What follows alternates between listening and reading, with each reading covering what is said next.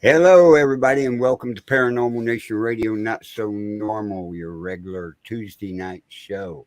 I guess I'm going to have to put Clover's name on the opening, too. No, hopefully. I Well, think you will. at some Just go point, ahead and do it. yeah. At some point in time, when we're all living together, it might happen a lot more. It might have a whole bunch of them surrounded you on there. Oh, who knows? Yeah. But yeah, they just came over Maybe to 40 or so. go for a walk. So, because we got the lake across the street from our house, and Right. we like to go over there, and it's a nice day. They might as well Say hi. say hi. Sissy. Say hi, Say everybody. hi. Hi, Clover. She's going to She's help. like, how do you She's know looking me? at me going, I don't know that man. How do I you know see him my all the name? time, but I don't know him. Well, this show is brought to you by Chicken and a Biscuit Cracker tonight. Oh, So that's what she's eating tonight. Last night it was Cheerios. right. So, But you brought us a great guest tonight. yes, I did. Oh, yeah. Our guest tonight is Rocci Stucci. I met him on the final show of a friend of ours. It was me and him and Frank Lee, and it was an interesting show for sure. And I'd never heard of him before at that point. And he shared so many things that were so great that I figured if I ever get a chance to have him on a show, I was going to do it. And the chance came yesterday, and I took it. So I'd like to welcome Rocci Stucci to the show. Boom. Thank you so much. Hey, I don't know about you, Carl, but I'm thinking snack before we get going. You know what I mean? I know. Little one always makes you hungry on here. No, I really There's appreciate a lot of amazing it. It means stuff. a lot, man.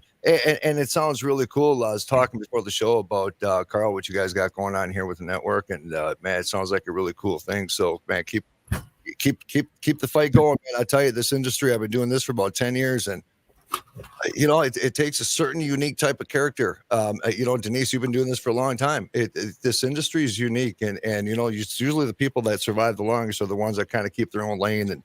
And I always stay focused on, whether it be paranormal, whether it be UFOs, whether it be current events, whatever it may be. And we got to stay focused on moving forward. And there's so many obstacles, even in the paranormal with all the drama, man. There's so many obstacles that can weigh us down when we're literally trying to progress in certain fields or societal events, Right. Well, one thing about the Bill of Rights Network, we're honored because we're also on Things Network Live. We're on the Temple of Phoenix Rising Entertainment page. And we're also one of the first ones live on Japan Paranormal. Oh. So we're live over in Japan. Dude, I'm going to tell you something. I would love to go to Japan and do some investigating. Hey, he needs to get a hold of Irene. Yeah. Yeah. They don't really want you to do that over there. Really? We just found that out a few weeks ago. Well, we don't have to tell them what we're doing. We'll just pretend we're going over there for some food or something, Well, yeah. No, they'll know what you do. You do have to notify the police and that, and really? yeah. And when you're going to investigate, but they say, okay. Yeah. Well, okay. You know what? I guess you're right. I guess let me take that back. Denise, you probably know who he is, John Ward. I've done a lot of things with John Ward. I used to do a show with him, and he's an archaeologist. You guys he's on a ton of shows now. Yep. But I'm talking with him right now, and we're deciding. We're trying to decide two different things. We're trying to decide whether it be like a group event, like a tour type of thing, or if we want to go over, because now that I just signed on with the Country Network, and it's weird because it's a music radio, but they're interested in this paranormal thing. So they're going to be flying me up to Tennessee and investigating this bed and breakfast. And they want to kind of put together this little reel and see if there's bite with it, right? But I'm talking with John right now about doing a tour of investigating 4 haunted locations in Egypt. And he already has the 4 locations. But yeah, you're right, because he had to contact a lot of people all the way up to like the Department of Antiquities to make sure that we have specific clearance just to be able to walk into certain areas, even if we're not touching anything, So I guess that makes a lot of sense. Yeah, a friend of mine, a friend of yours as well, Mike Ricksecker. He's been doing some stuff over there. Yeah. So it's going to be interesting to see what comes out of that.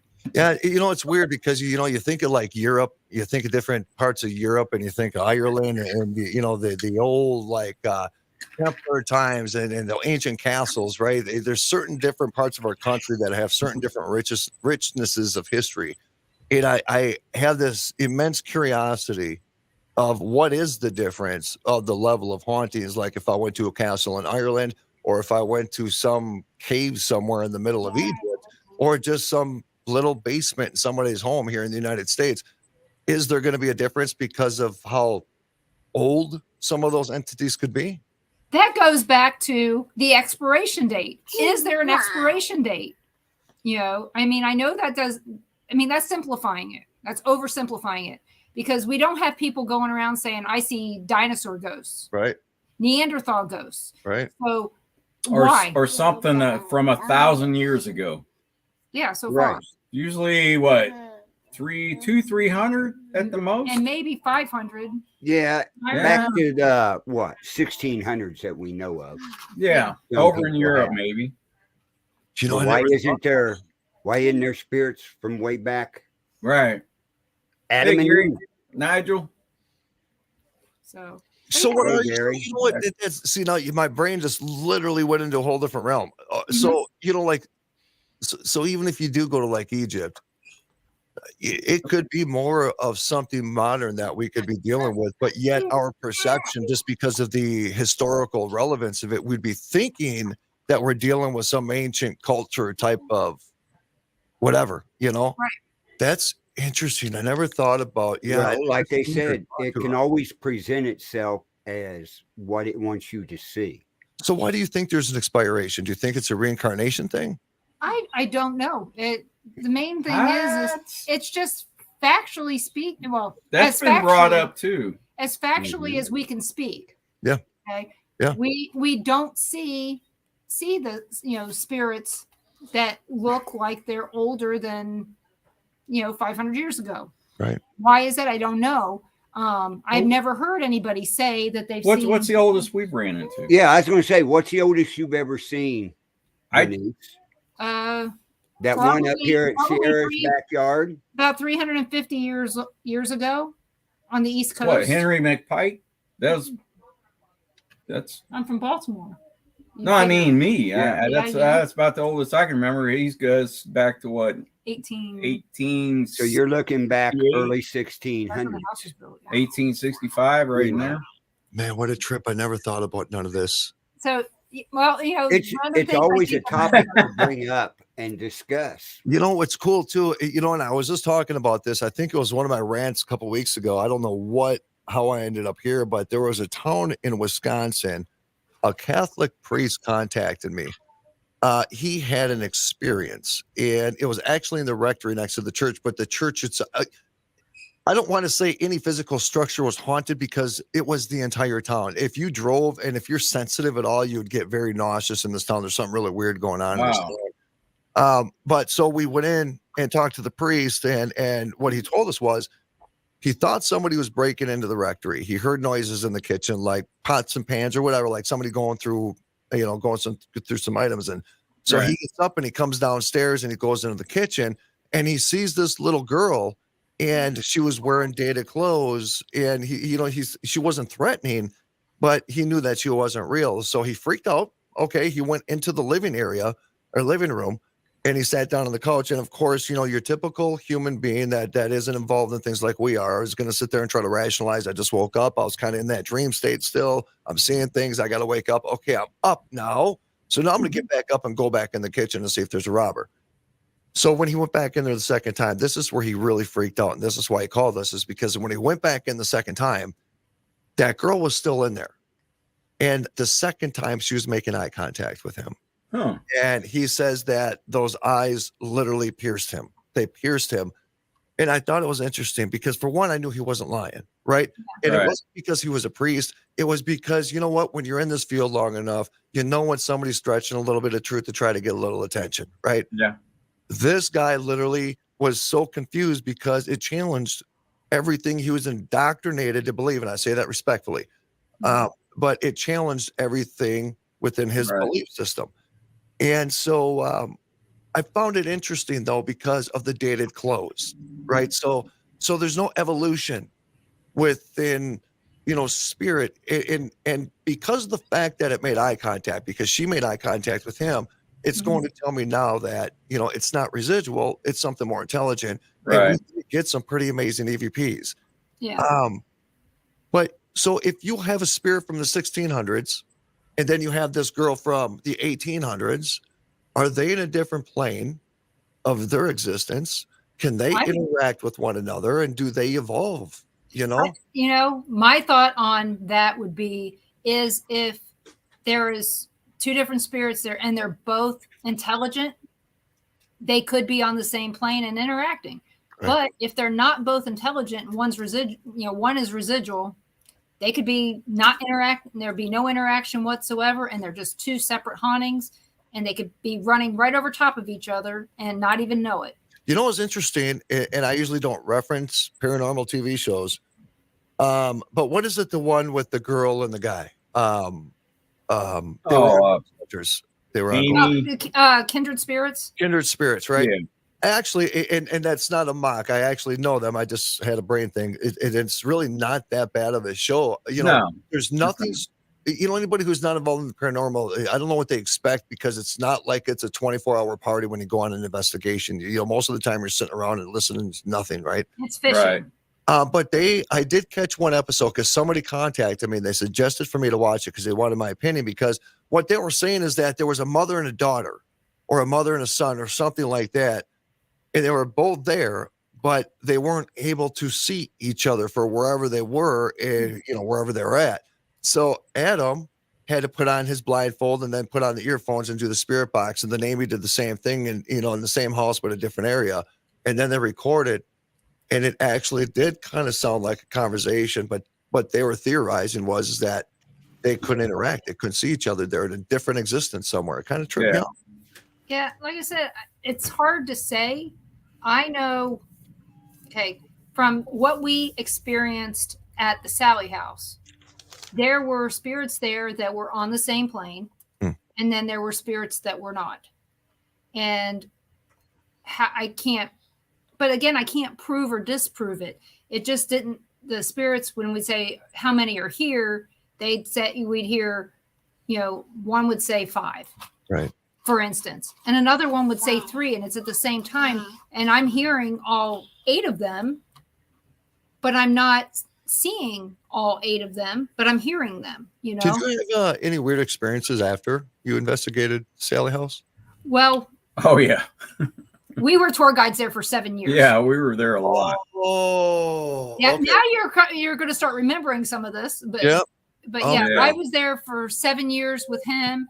And Carl would help out with some stuff. One common thing was at the end of the day or the night, we were like completely wiped out. Oh, yeah. I mean, after 4 hours being in there, up there about 5 hours total, but 4 hours in there. And sometimes we did, some evening investigations with different groups. Yep. Or they had us doing other things up there. But yeah, we were, pretty much wiped out. Physically. Wow. Yeah. Did it affect you guys? No, because you guys were involved in the location so much. And I asked this because there was a location that I had. It was literally the most haunted location I've ever witnessed in my life. And I always tell people, I said, if science ever wanted to prove the existence of ghosts, it would have been at this house. And it was a regular house in Minneapolis, man, right off of Minnetonka Boulevard. You would never even expect it, right? But they also did have some things going on atmospherically, right? There were some areas where the house wasn't perfectly insulated. So you had a little bit, nothing toxic, but you had maybe like a 3.5, 3.7 milligauss average. And I'm trying to wonder, if there's health issues in certain locations where you have a higher level of hauntings, because it kind of seems like there seems to be health things going on with people where you have more of a negative haunting. Yeah.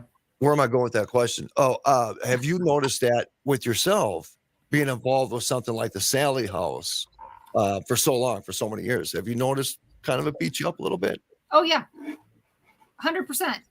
I have all kinds of crap wrong with me that I can't explain why. I have lung nodules. Now I have a heart problem. I have all kinds of stuff. Yeah. Not only do I, but they won't talk about it, and I'm not going to use their names.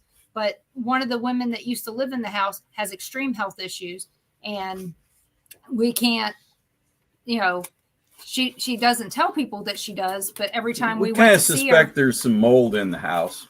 there is that. Yeah, I mean, she lived in there 30 years ago. Yep. Well, and Ron, that's awesome that you say that, though, because the scary part is that there's people in there that would never even think of mold, or they would never think of going around and doing a baseline just to make sure. Right.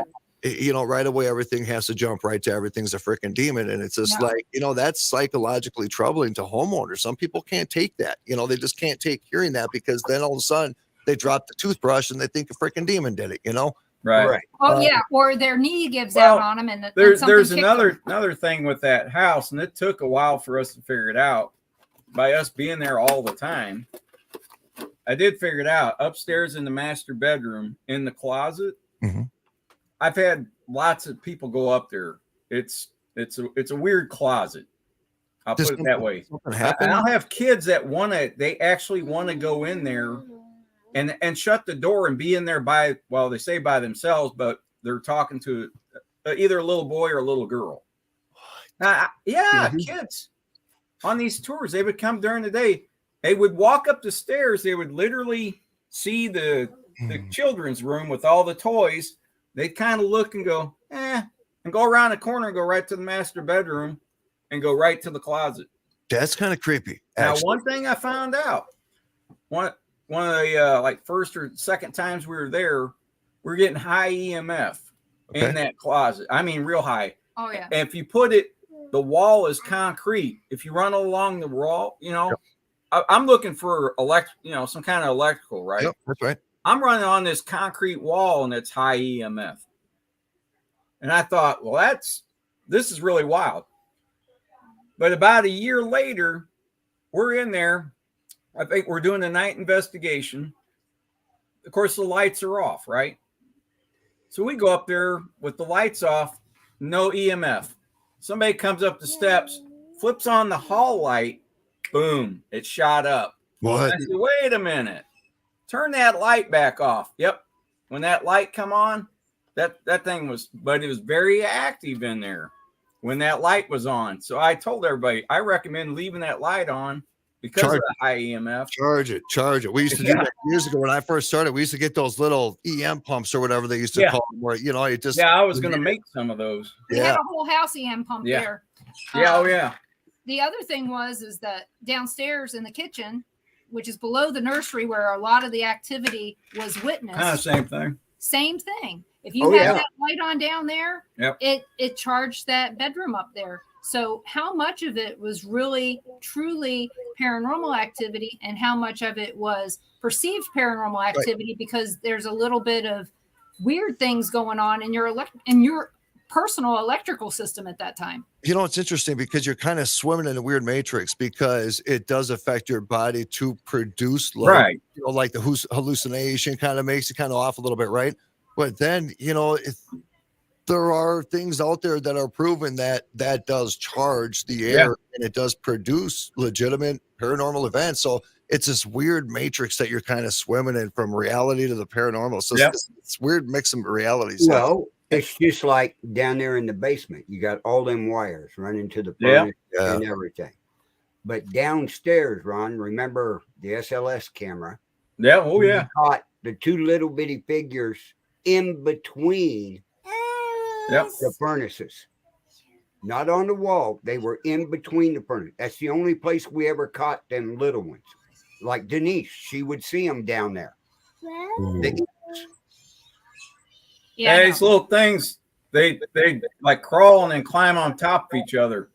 You see another one crawl up, and they're like stacking to make it, I don't know, to make itself look bigger or something. We're just sitting there watching this. We're like, what are we looking at? Yeah, I got to tell you though, it's weird. The psychological, irregardless of what people think about that system, because I've seen some amazing. Things, we know, right. But I've seen amazing things. There is no way you can dispute, right? But if I saw these little things like They were crawling. psychologically that would mess me up. I would be thinking like I could taste them and I can feel them in my stomach or something. You know what I mean? It's just really weird. So what they were, so we would come to the house. Well, we went upstairs and told Denise about it. And I didn't. And she react. goes, oh yeah, those are the imps. The what?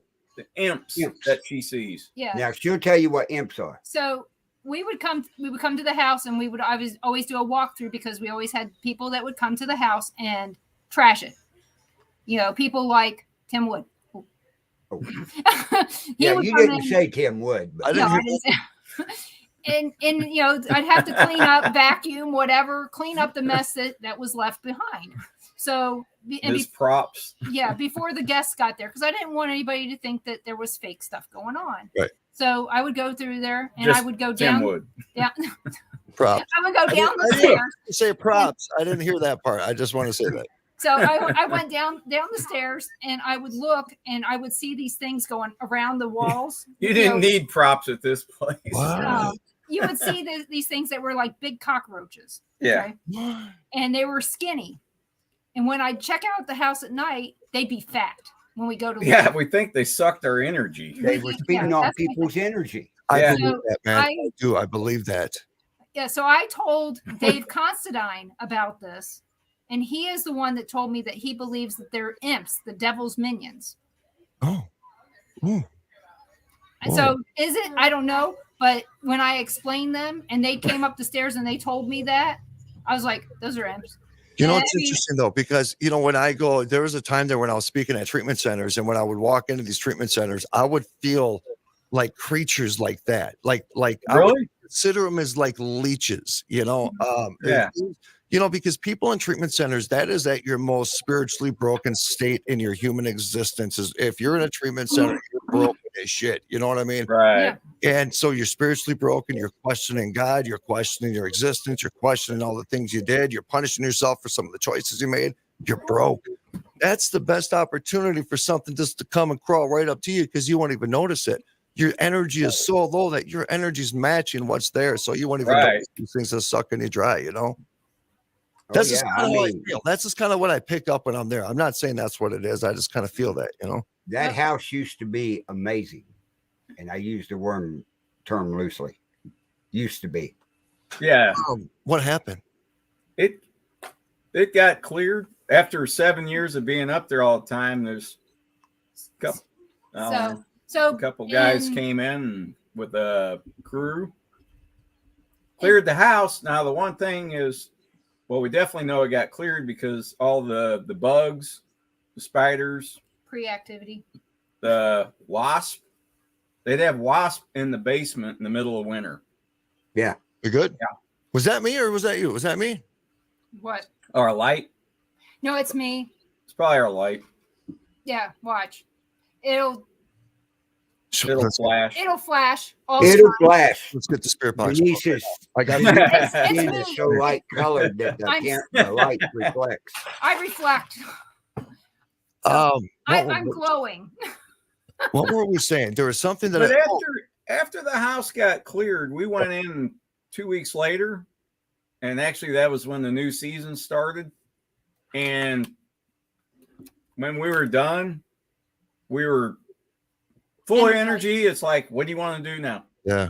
I mean, before we were lucky that I didn't fall asleep driving back home. We lived an hour and a half away. It just always had you. And you know what?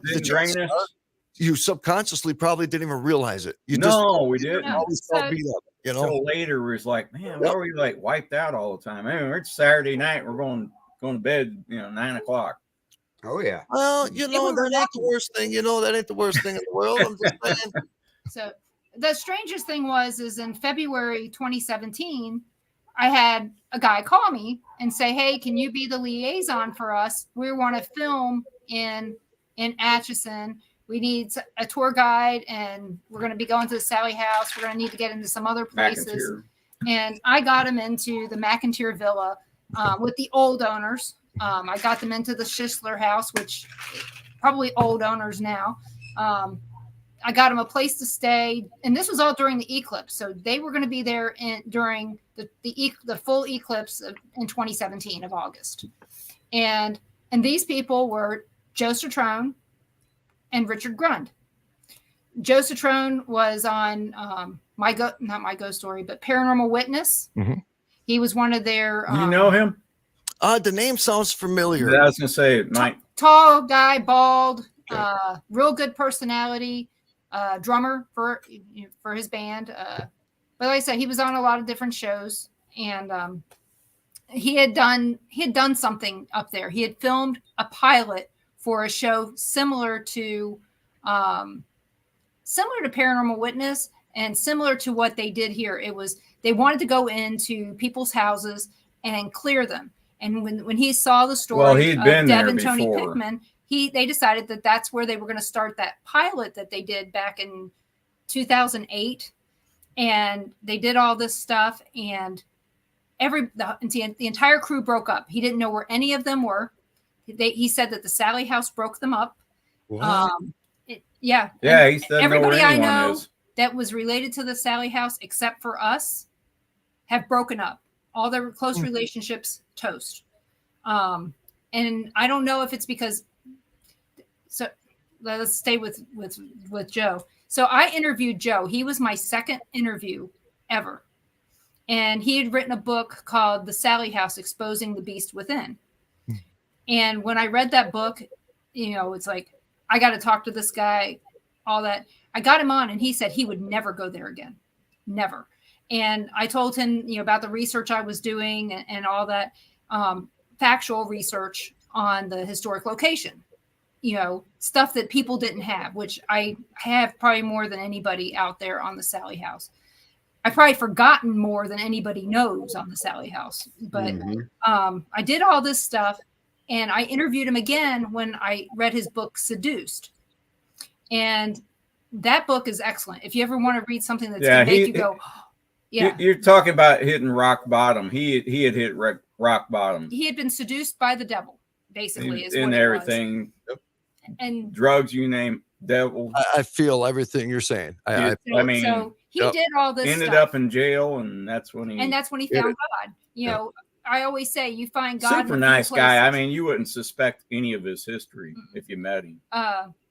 You wouldn't know it. Yeah, like I said, I tell people all the time, you find God in the emergency room, jail, and a few other places. Oh. Sometimes it's the racetrack, but most of the time it's jail or the hospital. Racetrack. Or casino. Give me a winner. It hasn't worked. So after I interviewed him for Seduced, he said, I'm thinking about doing this tour of Atchison and filming at the Sally House, and will you be our liaison then? Okay, so this was back in 2015, he asked me. It took until 2017 to get it done. I was interviewed by him and Richard Grund on a radio show about all this, and afterwards, I think I was on the phone with them for like 4 hours, telling them all the things that I knew and stuff like that. So they decided to finally do this. They chose the full eclipse, because they felt like there was going to be more power at that time. So we did everything they wanted. I got them into all these places, got them all these interviews, and guess where Atchison fell on that eclipse? Like total 100. Yeah, totality. I had guys that I work with. There was a guy that's out of Tulsa calling me asking if I knew a place where he could stay to come up and watch this thing. I'm like, what are you talking about? This is like a month before. Mm-hmm. He goes, could I bring my camper and put it in your yard? And I'm like, for what? He goes, for the eclipse. I said, what are you talking about? And he told me the date and everything. I was like, we won't be home. We're not going to be there. Right. And the thing is there was no hotel. It's like, turn out your light. It's the same thing. It's black. Right. I mean, seriously, that's what I was. I'm just saying, use your freaking imagination. You ain't parking your freaking crap in the yard, okay? Yeah, it's dark at 3:00. But I mean, a lot of weird things fell into place. You couldn't get a hotel room within 150 miles of this area. I found Oh no. we found them a house in Atchison down the street from it. So it was way meant to before. Be. So and they just bought it too to make it a rental. Wow. And we just happened to catch, ask them if that weekend was available. Yeah. They just bought the house. Yeah. So, it's like, well, sure.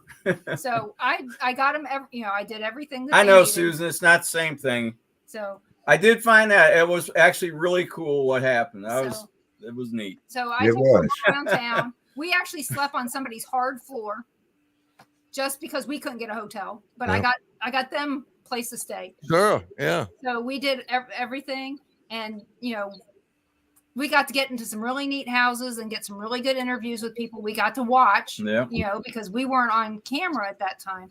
But when we were on camera, it was related to the Sally house and some of the other things going on. Right. Well, one of the things that happened was how I know that it's not haunted anymore. Okay.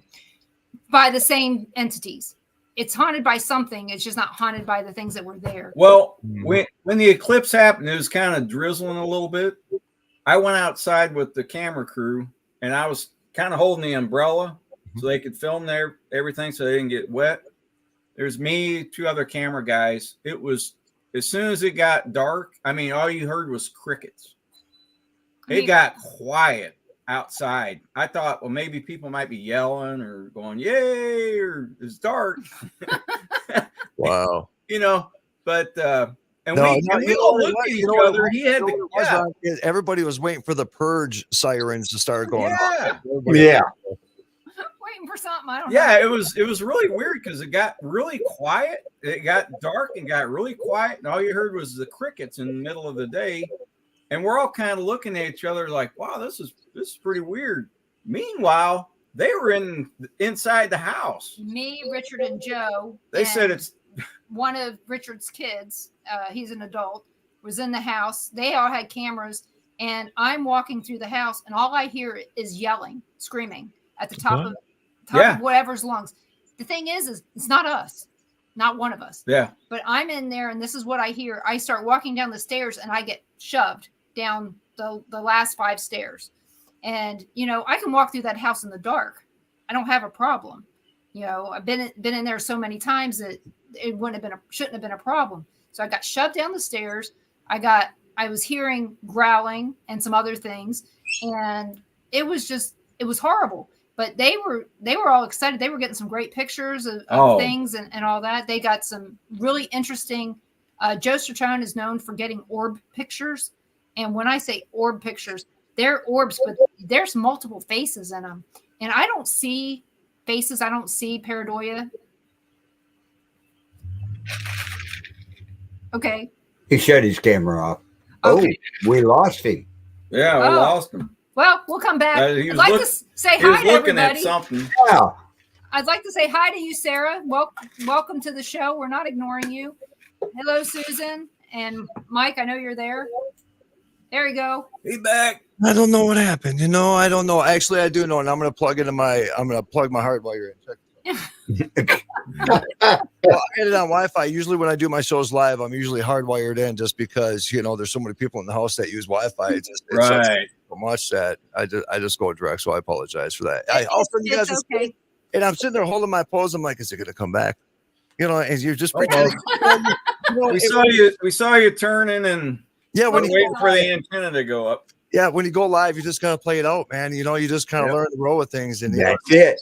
Everything happens during a live show. Always, brother. Everything. Right. Yeah, it's pretty wild. And I push out to like 8 different places. And so I push out different audio and different video, and I'm producing my stuff on Mondays, Tuesdays, and Wednesdays. And it gets pretty wild. And you just pray for one time where everything just starts at the right time. The volumes are all at the right freaking level. Everything's going to stay connected, Right. Quite the science, man. It is. It's a lot of work and all kinds of stuff. So yeah, when she came out of the house, they all had kind of weird looks on their faces, and we're like, wow, that's pretty quiet out here. It's right. So you heard they're all coming out, shaking their heads, like, what were they screaming for? God. What was the screaming about? I don't know. There was no words. It was just screaming. I think it was more, maybe they felt the power of what was coming. Oh, because later on that night, Yeah, that's when they interviewed. So we said our goodbyes. They wanted to do selfies and all this stuff on the porch before we left. So we left to go get stuck in traffic of everybody leaving town. Well, before we left, they did an interview with us, and oh yeah, that was the night before. Yeah, was that the night before? Anyway, they told us what they were actually there to do, and when Richard said it, I kind of laughed. Richard's a rabbi now. He wasn't before. I didn't know his history or his story. I knew Joe's Citron. I knew his story. You become a rabbi. I didn't know Richard. Richard's a super nice guy. Anyway, when they sat us down, he says, our mission here is to clear this house. And I started laughing. I said, it's been tried thousands of times. We've had, thousands of people come in here and try and do it. And he goes, well, that's because they didn't know what they were doing. I said, what do you mean? Did the owners want this to be done? No, probably not. I wouldn't think so. I'm just saying, I don't think they would. Actually, the owner doesn't believe any of it's happening. The actual owner. Right. The Chamber of Commerce is who runs it for the owner. What? It's the only way the owner, they can't rent it out to anybody. So to manage it, the Chamber of Commerce does it, which is why we were volunteers. But Richard said, he goes, that's because they didn't know what they were doing or what they were dealing with. He goes, I know what we're dealing with, because he goes, I've been on the other side. And I said, what? He goes, oh yeah, I did it all. All the demonic, all that stuff. All the deals. Ouija boards, all the deals, you name it. Oh, okay. Yeah, and I went, what? He goes, they know why we're here. They're not happy. And I said, okay. I said, well, good luck, and we left. We were there, a couple of days, and we left. And like I said, 2 weeks later, we came back to start the tour season back up. You left out one part. What part? The next morning after we went home. That's yours. Yeah. Yeah. After we left, we came home. We had horrible weather. We had tornadoes, it was raining, hail and rain, all kinds of stuff because of the temperature change. Mm-hmm. And in the Midwest, August is a really unusual time for us to have rain, first off. But second off, tornadoes are not common in August. They happen, but it's not common. Right. So we had all this flooding and stuff going on around us. I woke up at 5 o'clock in the morning because I heard a whole bunch of chatter in our bedroom. So the door behind us over there. So there was a whole bunch of people standing there. Wait a minute. Real people? No, dead people. But there were people. Spirits from the house that I'd seen all the time. And was this frequent that they would be in your house? Yeah. Yeah. When we not that many at a time, though. Yeah, this was like 50 of them. I mean, I wish I was exaggerating, but it was 50 of them. And they were chattering and they sounded excited. And as soon as this is about 5 o'clock in the morning. It's pouring down rain. It's dark. But it's bright over there. So bright, I can't really see much other than these people. And I can see them dressed perfectly, can see who they are. And Agnes Finney, she was the lady that lived in the house the longest. It was technically her house. And she looks at me and she says, thank you, goodbye. And everything went up. And I never saw them again. Every time we would go to the Sally house, or if somebody was there doing something stupid or whatever, a spirit would come here and tell me who's doing what stupid, what's going on, what we're going to experience, things like that. We didn't have that ever again the last 3 times we went. See, I don't know if Rocky knows this, but if we go do an investigation anywhere, it's usually on the weekends, right? Denise, wherever we're going to, the spirits from that place will visit her that week. Yep. Now we've set up to go on investigations before, and we didn't go for other reasons, usually her health, but right. But I always ask by Friday. I said, "Have you had any visits?" If she says no, I know we're not going for some reason. Really? We just don't know what the reason is sometimes. Now, if she's getting visits all week, I know we're going. Right. Because they know we're coming. When I was, I don't know if you guys saw, but I was up at the Haunted Hill House in Mineral Wells, Texas. I went up there with Brad Staggs. He's from the Blaze. He used to do the morning show. And I'm telling you, the whole week before, I talked a lot of shit. I'm not going to lie. You know, I did. I mean, for about a month, I said I was going to do all these things. You know, I had an experience. I'm literally traumatized from an experience. I sleep with the light on at night, or I at least had to have a TV on. And I got a little Christmas tree in my room, and I need that on 24/7 from a legitimate paranormal experience. But the whole week prior, well, not maybe a week, maybe a few days prior, I was starting to have dreams about, like, I was camping in that yard. It was the weirdest freaking thing. So it wasn't an anxiety, because I have a whole newfound of respect for the paranormal. Just Had you been there before? This was my second time. This was my second. So the first time I didn't have the dreams. The second time I did. Right. But it's weird, because I go back to the days and think about all the things I used to do and the places I used to go. And, you know, I guess, you know, immaturity gives you this fearless mentality. Immaturity gives you a mentality of respect, because through experiences in the paranormal, I've grown differently. Now, when I go to a location, I approach it completely different. I looked upstairs, guys, and I looked, and it was dark up there, and I could see for the railings, the bars of the railings going across, and it was dark. And I saw a part that I saw in my dream. Yeah. And when I looked up there, I looked at everybody, and I said, I ain't going up there alone. I said, I promise you, we have this place all night. I promise you, over my life, you will not see me upstairs all by myself. And I did not go upstairs by myself. I don't know what it is, but when my body tells me, I listen, you know? Right. And that's the way it should be. Yeah, that's telling you I mean, something. and it shouldn't be just for the paranormal. Right. It should be for everyday things. If it doesn't make you feel good, don't do it. Don't do it. You know, I one of my things in life, and you could do it from a paranormal or a real life thing, is it's like I call it a spiritual investment. It's like you get 100 spiritual dollars every single day. And I just noticed the amount of people and the amount of time that people invest in things that's so nonsensical. And we produce more drama off core issues. And then before you know, we have all these little baby drama issues we're dealing with, and life becomes a mess. Now, listen, I was that drug addict guy. I was the guy who did over 3 years in prison, right?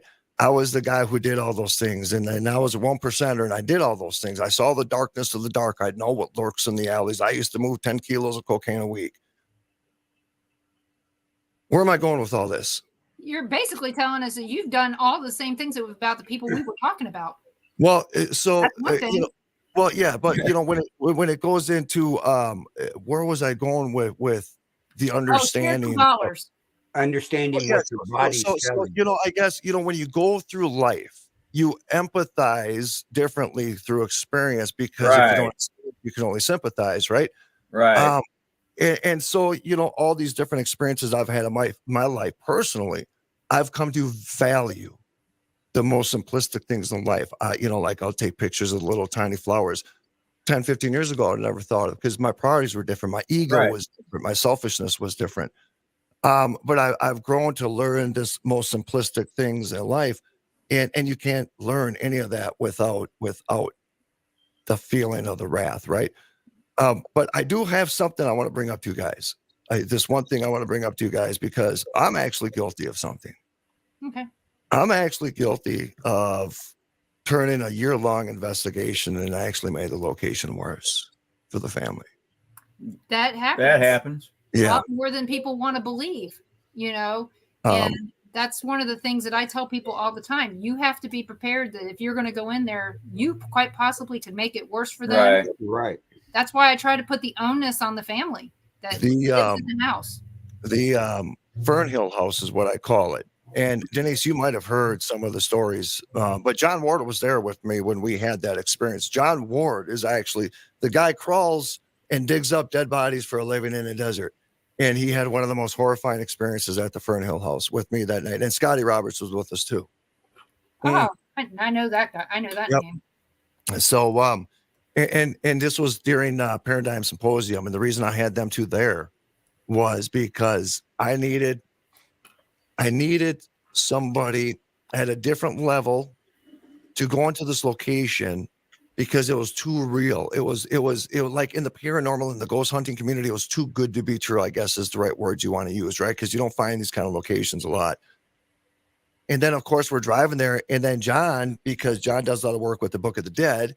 So he does this thing of protection, well, his things of protection are different than my things of protection because ancient Egyptian style Book of the Dead stuff, demons are good things, I guess, so that's who he talks to, and I always give him a little bit of crap because I always blame him for doing whatever he did in the ceremonial style he did on the way to the location, because it was that night that we had this experience. But the people were not living in the house at the time. They were doing a slow remodel on the location. So they basically gave me the realtor code box, right? And I had the place to myself for an entire year and pretty much come and go as I please, right? Because nobody was living there. It became, because of the fact is that you actually, in locations like this where you have such intelligence, you actually accumulate a relationship with the entities that were living there, right? Yep, we know. I did. I have them saying to me, Rocky, please stay. Personal, deep EVPs and responses and the intelligence of them, right? So the spirits get to know you. Yeah, but then that's where the infatuation came in. Yeah. Right. Then it got to a point to where whenever I wasn't doing anything, guess where I was at? You know what I mean? And I was there all the time. And now I wasn't. Right. Now I wasn't trying to. No, I was no longer trying to figure it out. And because we did figure it out, we understood why it was the way it was. We had all the answers, right? But now it came to the point to where I was going there because I couldn't wait to talk to them again. You were addicted. I was addicted. I was addicted. It was terrible. And it got to a point to where it was no longer the same entities that I accumulated the relationships with. Yep. These became harsh, aggressive. Yep. Like you're in the wrong playground, son, type of spirit for me. You know what I'm saying? Yeah. So, you encountered something that turned into or was making you feel comfortable. So how'd you break it? It was either a demon or a succubus. Well, and so we could go both routes because there's a lot of weird things happening in my house too. Loaves of bread were flying across, lights were turning on by themselves. So, but I was doing a lot of spiritual work at my house too. So it was a big mix of just chaos, right? Everything was wrong that I was doing at the time. So people remember when I said don't investigate your own home? Yeah, this is the example I'm going to give from now on. Yeah.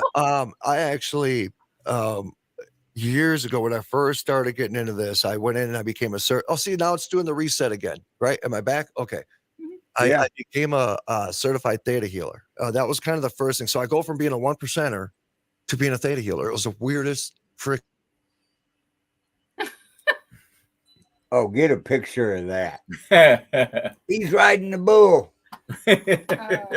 I'm around all these mediums and these women and these people that are very spiritual and they love everybody and they hug everybody. And I'm used to people that hate people. It's just this weird change of life. Well, one big thing about theta healing is crossing, right? And I'm going to be honest with you. That was the thing that I was challenged with the most when I got involved in the paranormal. I could be spiritually open-minded to just about anything. But I was questioned I questioned the reality of what makes us so special that gives us the power to be able to help spirits move on. Right now, this is all part of my educational transition. So I had this experience where this family called me up and there's an 8-year-old kid, he got murdered. I went to high school with his mother. And so she called me up because she kind of knew that I dabbled in this stuff, And so here's a grieving mother, 3 weeks after her son was murdered. She was shot. An Asian guy was standing on a corner in Oakdale, Minnesota, and just started shooting at all the cars driving by. The bullet went in her, it went through her, and then went into Devin and killed Devin. So the bullet went through her into her son, killing her son dead on the spot. So 3 weeks later, she asked me to go over her house, and this was now when I was really into theta. Now, theta healing, you can use it in real life and you can use it in spiritual, right? So I was just going to go over her as a friend. I was not, because I'm really worried about investigating children unless I really know what I'm doing and why I'm doing it, not just for an entertainment thing. And so I didn't realize that nobody was in Devin's room since the day he died. And she was begging me for 2 hours, please do something, do an EVP, do a spirit box. She was begging me. And then finally I was just like, yeah, but I need to go into Devin's room for a little bit. And this is when I realized that nobody was in his room, because when I went in his room, it was ice cold. I've never felt cold like that ever, and I've never felt it again. It was a different cold. It was not cold, but it was cold. Yeah. It was the cold Right. went in your bones differently. And so we did an EVP, and I went home and I pulled it up, and she was in the room when we did it. And I says, Devin, buddy, I says, what do you like better? I go, do you like Legos better, or do you like dinosaurs better? Which one? And you actually heard him respond back, and he says dinosaurs. And then there's a pause, and then you hear him say, I still feel cold. So right away, because of the sensitivity of the situation, I sent this off to 3 different people that were in the production business. They're radio producers. Mhm. All 3 of them, none of them believed in this stuff. All this Right. was just like, ooh, right? Halloween stuff. And I said, let's listen to this real quick. If you hear something, send it back to me. If not, no big deal, right? All 3 of them got back to me immediately. It says, dinosaurs, I still feel cold, right? And then there's the dreams for 2 weeks. Devin was in my dreams almost every night for 2 weeks. So Right. this was not a coincidence. No, This it was was a- a message. this was a message, right? So I call the lady who was my theta trainer, and I asked her, I'm like, Di, what do I do? You know, I don't know what to do. I'm like, I'm dreaming, and she's like, she goes, you need to go over there and cross them. And I'm like, oh God, I knew this was going to come up. Right? I'm like, okay, the- so right. But I'm the like, mother probably wouldn't want you to. well, so she did. It was weird. It's not that she wanted me to, but she wanted him not where he was at, right? Right. Right. Right. Not in limbo. Like some people will compare it as a vibrational state, you know, ghost low vibration, spirit high vibration, right? I guess I don't know for sure. But it was the one who supported me doing this. But when I was talking to Di, she's like, no, you just ask your spirit guides to bring him to you. I'm like, so at my house? She's like, yeah, okay. So I started recording. I started the spirit box up. I started talking. And I swear to God, it was the craziest experience I ever had, because this man comes through and he becomes like the liaison. He's Right. like the one telling me that Devin is on his way. And then he tells me Devin is almost here. And then all of a sudden I started talking, and the son Devin's voice comes in. I says, Devin, buddy, I go, do you remember when? And then when I said that, do you remember when? His voice comes through and says, Rocky, and said my name perfect, right? So I started explaining what I was going to do. This is a true story. This is what changed my whole elevation of perception of our capabilities in the spiritual realm. So I went into theta state. Theta state is the brain state, when people go in, that's when I go into manifest. I go into a theta brainwave. And so I go into theta state, I'm recording, had everything going. And you actually hear these spirits interacting with one another, talking about what they see and how wonderful it was, and this light. And they were talking about angels. And then this voice comes through. And I've heard nothing like it before. And it was like not human, but it was like electricity that was speaking. And the voice came through and it said, it's time to go to heaven. And that's what the voice said. And I sent that voice, I sent that recording over to my theta healer or my theta trainer and the Theta Institute, because nobody ever recorded what they always knew they did. They always knew. A true spiritual person don't need technical devices Right. to know what they're doing. You Don't know what need I'm saying? proof. They don't Right. need the proof because they know. But this was validation that you actually heard it happen while I was in that theta state, manifesting that to happen, and we got it all on tape. And it was absolutely incredible, and it changed my entire direction in this field ever since.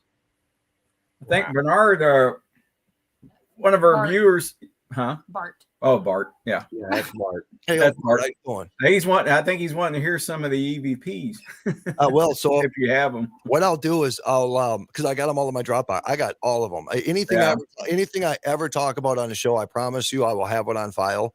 I got hours of audio that I still haven't even gone through from like Velisca House Oh, and yeah. locations. I have some stories about Velisca. Oh, there's another place. You want to talk about people bringing things there and manifesting things, and that place is toxic. His great uncle was the sheriff in the investigation. What? Yeah. Related to his family. He's the one that had the axe, wasn't he? Yeah, he got it. Yeah, he had and it. gave it to He had it for the trial. for the trial. Yeah.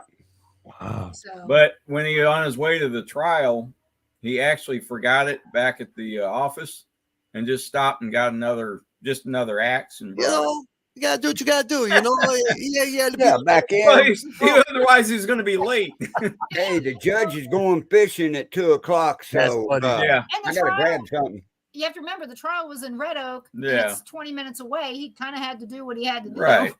So, You know, I find stories like Villisca interesting because there is no doubt when I was there was activity, right? Oh yeah. But it's interesting because you hear before it became the Villisca house again, there was people just living in there regular, and I don't Right. ever recall hearing any stories of the previous families that were just living in that house as a house of them dealing with ghosts. Have you heard anything from? Well, there was that one family that was in there years later, and they had tons of experience. Did they really have a lot? Oh yeah. Because I Well, was you talking. look at Villisca. You know the address up there? What is it? Don't even tell me 666. No. It's the same address at the Sally house. Yep. No way. Yep. Yeah. Same street, their address, everything. Same street, same house number, everything. Dude, I would be looking up every house in the United States at that address and go see if other houses are haunted. Plus, you got, what was it? 3 days before Villisca, down there by you, where you guys live at? Yeah, Ron? Paola. In Paola, another 13 murder miles just away. like that with an axe by the railroad. What? And this is right by railroad tracks. That's Yeah. right. I I mean- remember that. Yeah, because didn't Destination Fear go investigate that second location? no. Well, no one's been No. in there. No, one's been in nobody there. has. It's It's a live rental. little bitty house. 2-bedroom. 2-bedroom. Well, I'll drive by it every now and then. Denise says she'll go by there every now and then. No one stays in there. They rent it out, but they don't stay there very long. They Wow. won't let you go in there. Will they let you But they investigate it? don't let you. The town of Paola. I told her, I said, we ought to doesn't- just rent this house. Just Just rent it. call the owners. Let's just rent it. Yep, that's right. Hey, yeah, we'll do a 6-month lease. Sure. Yeah, I don't then care. find out. But You yeah, got it's one of 6 those months to weird investigate. things. That's the most expensive Yeah. investigation you'll ever pay for. Damn. But it's right by the railroad tracks. This may be Yeah. But it's Couple hundred coincidence feet, that maybe? the Sally House and Villisca have the same address, street, and house. That number. is interesting. You know, Yeah. that But kind there of. was- 508 2nd Street. there were axe murders in Colorado, Indiana, Illinois, well, Iowa, and then over here in Paola. Where else? There's some other. Out in Kansas. Every one of Ellsworth, these axe Kansas. murders occurred by houses near railroad tracks. Every Why? one. Why do you think railroad tracks energize paranormal? Well, we think the guy that did It the could. murders actually worked for the railroad. Well, Or had Iron- access to It's brilliant. Think about Yeah. it. I think it's quick escape. You Yeah. know, well, hop on a train and go. gone. and the Yeah. other thing is people don't know this, but iron has its own EMF. Right. Right. So there's that. But the guy that I think that did it actually axed to death his mother and grandmother in Columbia, Missouri, and went to jail in Jeff City, Missouri, What? at the Missouri State Pen. The axe murders stopped after that. Yeah, they stopped reporting that they were any that were similar with the Right. same MO. Axed up his own mom Yeah. And grandmother, wasn't it? Yep. and grandma. Yep. His name was That's when he Henry got Moore. caught. That's the first time he got caught. on Murderpedia. They've got some information about Henry Moore. So, That's dumb. I mean, what is wrong with people, man? It's just Hey, well, you know he what? almost got away with it. yeah, so- almost got away with it. Well, and the thing is this guy get admitted comfortable. on his deathbed that he did it, that he killed more than 50 people. Yeah. And then the other thing is in Oh, Paola, when we were up there with the dowsing rods, we Oh, asked, how many people have you killed? Was it more than 6? Oh, And of course it said yes. We said, did you kill more than 10? Yes. 20. We got up to 40. And it said yes. We said, have you killed over 50? No. oh, It's between 40 and 50. And that's about how many people. I think we added up as like 42. so Yeah. 42 you know, people killed. the reality is, and there's always that demon. I'm a good try to be a good, strong Christian man at heart, right? But there's always the big controversy. Why am I having so many brain farts? Because there's so many things I want to talk about. You guys are trying to brain like 50 different. Okay, you were saying what now? Because I was going to talk about the demons, the reference to demons, everything being a demon. What were you talking about, Ron? On what? No, I think it may have. I mean, I referenced a demon when you were talking about the Fernhill house. What was it? We're all having brain farts. Oh, It's the demons are keeping us from talking about them. Well, I don't get the chance to talk about this a lot anymore. I tell you what happened a week before Joe and Richard came out. We knew what day they were coming. That Monday morning, we woke up. Now Denise will have visits and everything from wherever we're going to be at the following weekend. We got a visit and a half. What? Because I woke up Monday morning. I usually got a bunch of cats waiting to eat. Now they know that my routine. I go in my daughter's room, go feed her fish. They follow me in there. They get in my way, and then they follow me into the kitchen. I woke up that morning. They had no idea the hell I did through the whole process too. You know, it's the same routine except this morning. No cats anywhere. Not one in our bed. Oh. I looked around. I said, "Where's all the cats?" Well, she was still asleep. So she didn't answer. I love to sleep. So I walked in my daughter's room and go feed her fish. And I'm like, where are all the cats at? I'm not even seeing one, hearing them or anything. So I thought, well, this is really weird. So I walk into the kitchen. We got a pretty good sized kitchen with a lot of cabinet doors and drawers. Over 30. Every door and drawer was open in our kitchen. No cats anywhere. I remember that. Whatever came in there scared the crap out of them. They were under our bed. The thing is this happened. And I went, Denise, get your butt up. Get this thing out of here. They know what's coming up. Well, they were trying to. We had a few things happen that week also, but it was like sending us a message. Hey, don't do what you're going to do. Did the same thing in Rhode Island at Joe's. Yep, same thing. Did the same thing in Orlando. Just kind of telling you that not a good idea. Yeah, trying to scare us away or a little warning. And I don't know if our camera guy I got to help out, I got him a drone. Oh, Steve. Drone guy. Yeah. I don't remember if Steve had any issues. I never asked. So I really wish I remember what the hell I was going to say just a few minutes ago, because in my mind I feel like it was something really cool and good. You know, I felt like it had something. It probably was. And I will say I do agree with you. Not everything's a demon. Yeah, you didn't say that, but I know you were. Yeah, the whole demon thing is it. You know, oh, that's what I was going to say. Thank you, Denise. You know, you look at some, and I reference back, you know, my past life is what I call it. You know, some of the people that I knew, you know, they honestly should not even exist out in public. Honest to God, right? Right. And these are people who don't have a crime to be justified to be locked up. But these are people that I know, and I know what they're capable of. And just for the public safety, they shouldn't be on the streets, but they are, right? And that's just the few people that I know at that level. Now, these people die, right? And say they're in that plane, you know. So we're going to deal with energies that are those energies of those kind of people when they're alive. And so how do you decipher what's demonic? How do you decipher what's just a low level, low energy, more of a malevolent style energy? You know, how do you decipher the difference, right? That's my balance in the. And you also have to decide which one's just a cranky old fart that's just. I mean, they're not mean. I mean, they're just a little bit mean and cranky. Yeah, you know, it's like we're gonna go to a location. We're gonna be like, "Hey, what's your name?" And he's gonna say, "Hey, I'm a demon." Oh, you're the demon. Okay, good. I heard about you. I'm gonna go now. You know. Yeah, I'm done. I don't think they're gonna come through and say, "Yeah, I'm the demon." You know. No, they're gonna come through as a cute little girl with curly blonde hair. That's going to be easy for you to accept and go, "Oh, this can't be bad." That's the Velisca. That's the Velisca house. That's Velisca. That's the Sally house. That is almost any place. Or it's going to be a woman that's, you know, pretty, whatever. That's that you just look at her and go, oh, this has just got to be a sweet woman until she gets close, and then we get close enough, you can see it's a demon. Right. You know, when I was there, and I've only been in the Villisca one time, and right when I walked in, I don't take claim on any type of gifts, right?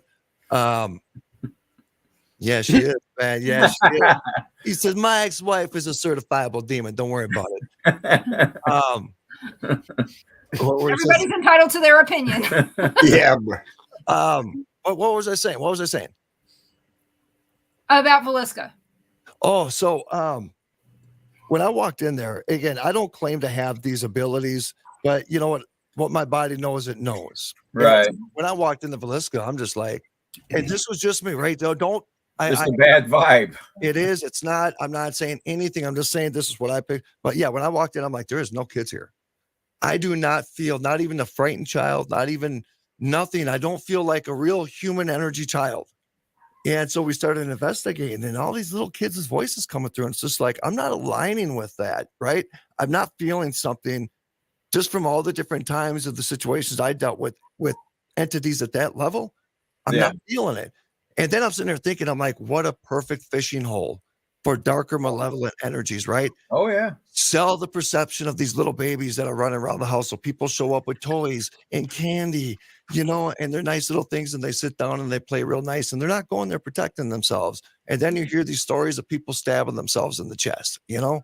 Yeah. Yeah. Well, there's also some people out there that want the attention. Oh. I don't know. All I know is that some guy got himself stabbed in the hand or something. I don't know. I think he stabbed his chest or something. Yeah. Well, just like So it was a month before we got there. There was a guy who they were going in there doing their solo thing, right? So he went into the Villisca, and he went into the main level bedroom. So you go through the living room, and then Lena and Ina's bedroom. Yep. And so he lays there, and apparently everybody heard him start screaming. And then when the people came in, he was legitimately stabbing himself in the chest. Yeah. They had to air flight him out of there. Yeah. Well, that's because there's no good hospitals anywhere. When did you go up to Villisca? How long ago? Jesus, God, probably 4 years ago now, 5 years ago, maybe. Okay, but you know, and I'm not being sexist, but you know, a lot of you women out there, you guys remember dates. You don't forget times. You don't forget dates. You can tell me what you did back in 1972, you know? Well, I can tell you what I was doing in 1972. You see what I'm saying? I was can't. 7. Yeah, she can. Well, no, I couldn't either. I couldn't can't remember what I did yesterday. 2 years. That's what I'm saying. 2 years ago, 5 years ago, I kind of can't tell. In the last 15 years, I can't tell you a lot of that stuff, but you take me back to 1972. I had a lot of shit going on when I was 7. That was a good time. You know, were you aware back then of? Oh, I was aware by the time I was 4 years old. I told my parents. Is it generational for you? Huh? Is it generational for you? Yeah, it may be, because I have some shamans in my female shamans on both sides. I've got Cherokee and Blackfoot on my mom's side of the family. My cousin, who I did not know as well, I was an adult by the time she was born, just about. So she's having experiences. She's on here sometimes. She's having some things happen to her, you know, seeing and hearing and all that. Kind of forced. So it could quite possibly be that it's on my grandmother's side, on my dad's side as well. Because I also have other cousins that I did know when I was growing up that have had experiences that they've been sharing with me. Then you have, my mom never had it, but my grandmother kind of did. She would say stuff to me like, she told me I was going to have twins. I didn't have twins, but I got a Gemini. My youngest daughter is, you know, shares the same month as I do. So it's like, well, maybe she's as hard as two. She's as hard as me too. Yeah, as two. She's also like me. But I started seeing stuff around the time I was 4. And I told my parents, I said, Grandpa killed Grandma. He twisted her head. Well, I didn't say killed. I said twisted her head. And Grandpa called a couple hours later and say, hey, you know, Mom died in a car accident. Wait. Yeah. Oh, it gets better. Did Grandpa really twist Grandma's head? She well, died. he well, wasn't charged. He wasn't for charged with it. He basically got charged with drinking and driving. But back in It. 1970, They didn't really they didn't charge investigate it. Oh, Yeah, they just assumed that she died in the car accident. Assume she broke her neck in the car wreck. you're right. She had 2 broken arms, 2 broken legs, and a broken neck. And he didn't have a scratch. He had 2 little stitches. And he did it in Baltimore, right on a bridge, right down the street from where we lived at one point. But I lived in New Jersey. Tell him what time. else he did. how often does Grandma come and visit you? Grandma has come to visit me just a couple times since I was a kid. Okay. Most of her children are now dead. That's a good question. I've never even asked her that either. But then when I was 10, my grandfather murdered my father. And I told my mom. Same grandfather that with Grandma? Yeah, same. He got caught on that one. His own father. So his own father killed my father's mother and then killed my father. Yeah. And I was 17, 18, 19 miles away, something like that. I was in Bel Air, Maryland. And I married the crazy woman. We do things, we do things. We can't explain why I didn't know. And to be honest, he didn't know. It's too late. He's like, she didn't tell me till that. She said, you divorced me, I'm going to kill you. No. Oh, crap. Yeah, I tease people all the time. I don't get suicidal. I get homicidal. That's right. She has the candle and she's carving away at the candle already. Yeah. But Ron didn't know she could see spirits for 11 years that they were married. That is no idea. wild, though. I mean, that's Never said a thing. It's like a book. Oh, yeah. She could write a book. Grandfather was a serial killer. She knew I was into going in, old abandoned houses and, looking for ghosts. And, I've always done that. Urban explorer stuff? But, but she didn't. Yeah.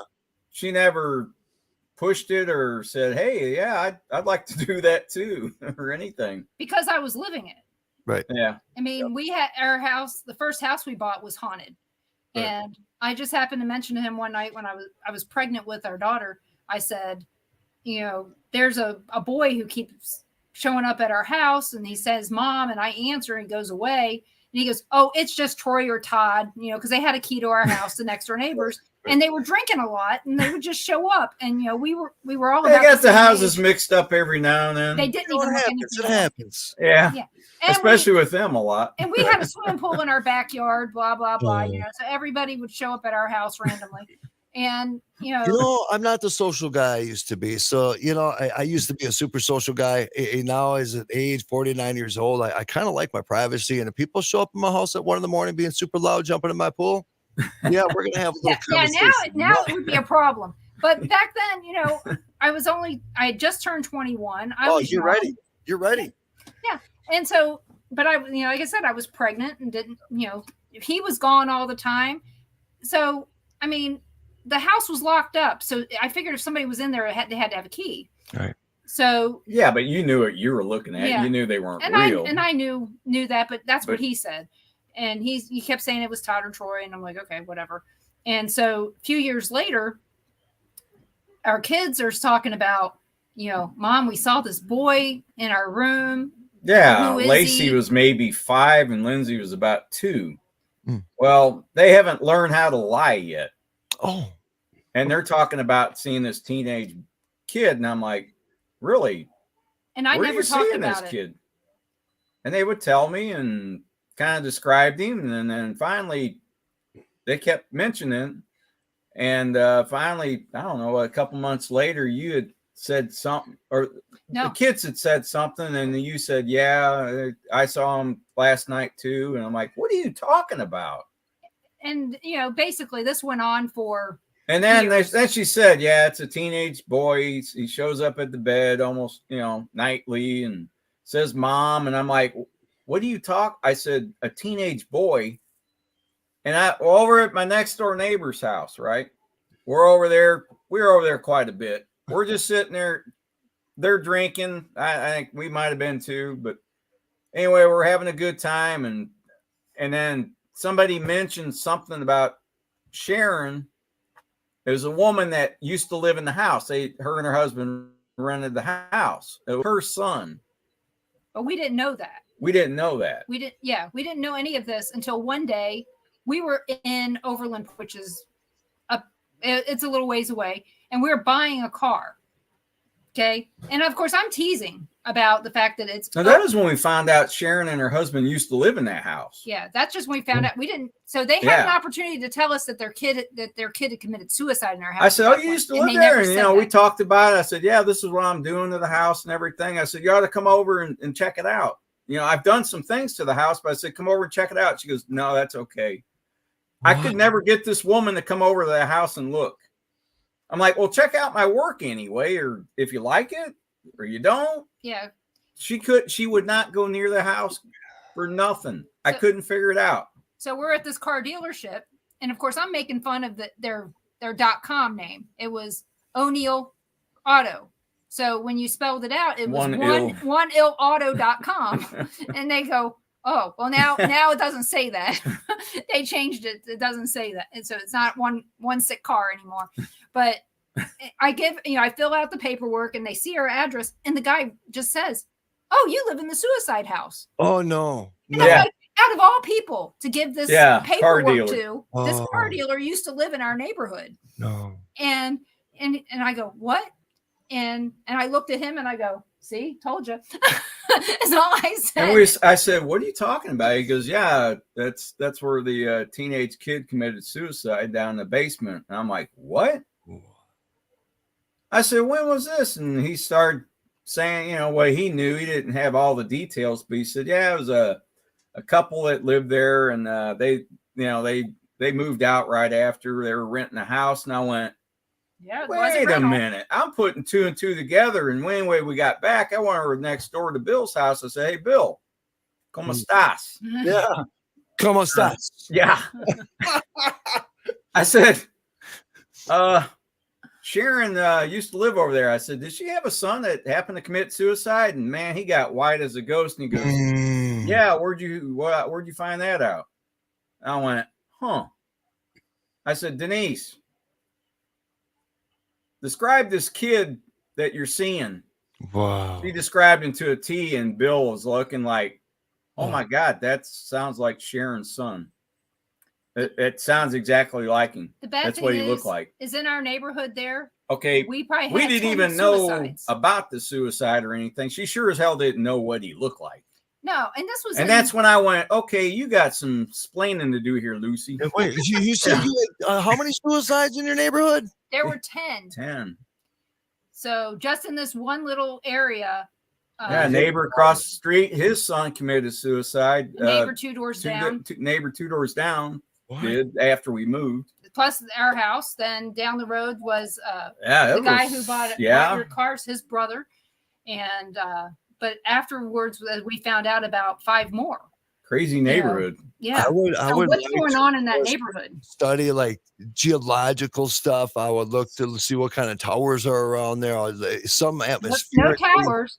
No towers, lines, everything. I would like to look at everything because there's a school where there's a whole bunch of kids getting cancer, but Jane, the name of the school, it's over by where St. Louis, he used to live. They used to practice. Not far from there. Yeah, They used to practice over there. They're getting a lot of cancer at that school. Huh? They're getting a lot of cancer in that school. Yeah, the school you're talking about is in St. Louis. Yeah. Is it the one with the big conspiracy about that big tower being next to it, and they're thinking it might be from the tower? Oh no, this one is from from Waste. Oh, Waste, yeah. Oh, okay. So remember, Times Beach is right there in the St. Louis area as well. I don't know. Bridgeton is horrible. This property, I mean, it backed right up to a field. Horses and goats and all that stuff at one I time. wonder if the land was cursed or something. It's just weird that there'd be so many suicides. It was hit by a tornado in the 60s, 64 or 68 or something. It pretty much wiped the whole neighborhood out. It was called the Hickman Mills tornado. Wow. And they found crap from the Hickman Mills tornado in Ottumwa, Iowa. Pretty much flattened it, the whole area. Yeah, guy in the chat, Bernard, he says that the elementary school is built on top of a toxic Yeah. waste. Yeah. So, the Ruston Yeah, Heights James. tornado was May 20th, 1957. 57. Wow. Okay. So, and our house was not built until the 60s. I think it was 72. The toilet said 1972. I know. How can you tell when your house was? If you don't know, look at the toilet. I didn't know. I was just going to say something. I didn't know. So when your house is built, they put in the toilet. Well, usually in there's a stamp that says what year the toilet was made. So unless your toilet's been changed out. Carl, did you know this? Mm-hmm. You knew this, bro? Yeah. He rehabs. What? When you take the stool off, you got a deal that goes down in there where your stool connects. It's usually stamped with the company that makes it, and it's got a year on it. So that's how you do. See, and you thought you wouldn't learn anything in the tonight. early 1900s. Yeah. Somebody be like, hey, what year was your house built? Now let me check the toilet. Just go pull the toilet up. I'm going to let you know in about 20 minutes, okay? Put a new wax 20 ring down. minutes, you're a rookie. 20 minutes means he's taking a break. I used to do property management, and I'll tell you something. Some of the calls I would get would be like somebody's toddler putting a cell phone in the toilet, and then somebody decided to take 4 dumps in the toilet before they decided to call me. Yeah. That's paranormal. You know what I mean?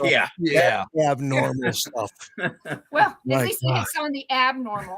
My goodness. Since you said you needed to go, how can everybody find you? roccistuccishow.com. We got a whole bunch of really cool things going up. I'm a broadcaster for the Celebrity Softball Classic. We got a big game coming up. That's going to be at Globe Life Field. I'm the on-field announcer for that. We got Battle Scars, which is a new program. We just got signed by the Country Network. So Battle Scars is actually launching this month. We have a brand new studio, which is in the Country Network as well. I got the Rocci Stucci show, which is broadcasted literally all over the world. I'm grateful. We're hitting well over 1 million a week, and it's wow. I remember when I had 2 listeners, man, and on Blog Talk Radio, and it's just one of those things. Like I was telling you guys, if you believe in something enough, it don't matter where you do it. It don't matter how you do it, as long as you're doing it. Right. I mean, when I first started out Blog Talk Radio, I had no money. I didn't have internet in my house. I had to go to my mom and dad's house back in the days where we had the cordless phone, the cordless. And then I would plug in a headset to that to call into Blog Talk Radio. And I've just got picked up by 2 more stations and 2 more networks. And then, of course, we have Abnormal Realities, which is on Thursday nights at 7:00 Central. And then we own Odyssey Radio, which is an iHeart station. And why aren't you guys on it is my question. Well, just make us an offer. Make us one we can't refuse. We'll be there if you want us. Let's Bill Wright's Network. Yeah, let's connect offline and let's see what we can do. We got some room for you guys. I know if you have a couple shows, we got you covered on that too. There's my girl Audrey, the Blue Alien. Oh yeah. Audrey has been with me she's been following me ever since I started radio, and I love the hell. So she's a stalker. She's a good one though. A good one. That's good because I have some really horrible ones. Oh, I've had people show up at my house high on meth at 4:00 in the morning. Ooh, yeah. I've got some stories about that too. And you know what they hear? They hear clickety click, click, click. How you doing?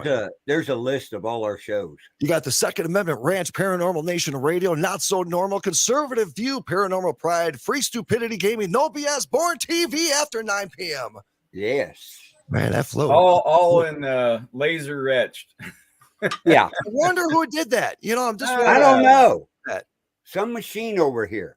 Yeah. He does not write anything anymore. It's all etched. Yeah, no kidding. Even his emails. I don't have to write a letter. I just type it in and it'll. That's right. You need to do it in cursive so it'll print it out on cardboard. That still blew my mind when you showed me you did that in cardboard. That still blew my mind. I think you can do some really cool stuff with cardboard, the simplicity of it, but with the picture. Oh, you wait until you see what I can do with a canvas. I spray paint it 5 different colors. It'll etch it in color. Bro. It's going to be neat. And like I told him the other day, he shared this one etching that he did on cardboard. And I said, you can put that in a frame and nobody would even suspect that it's cardboard. That's what I'm talking about. The cardboard. You're buying a picture that it's a piece of cardboard, but a really cool picture that was burnt into the cardboard. I think that's pretty unique. Yeah. And show them the one of Santiago. it changes the whole thing of recycling Hey, or guys, upcycling to something else. Check this out. This is on a little ceramic tile. This is on a 6-inch by 6-inch ceramic tile that you find in your bathrooms. Wow, look at that, bro. Santiago. And If you guys know. Hey, Most people dude, do this that. you can scratch with anything and it will not come off. Yep. That's just really So clear. you don't even have to seal it, right? Mm-mm. Oh, well, that's good. So Maybe a little epoxy won't hurt, you know, little epoxy seal on it. yeah, Yeah, clear coat. put a clear coat on it, and 200 Yeah, years from now, it's it'll look detailed. exactly the same. I mean, that's really detailed. Yeah, that looks fantastic. And you can use it as a coaster. Yeah, hey, here's something too. Just to let you guys know, I just partnered up. My agent is Tim Klund, and Tim Klund works a lot with the professional athletes, NFL baseball players throughout the country, and I also teamed up with the owner of the Country Network. We are going to be getting an entire floor in a skyscraper downtown Fort Worth, and we are going to be bringing all these different types of athletes and national recording artists and people such as yourself, different types of shows, radio shows, TV shows.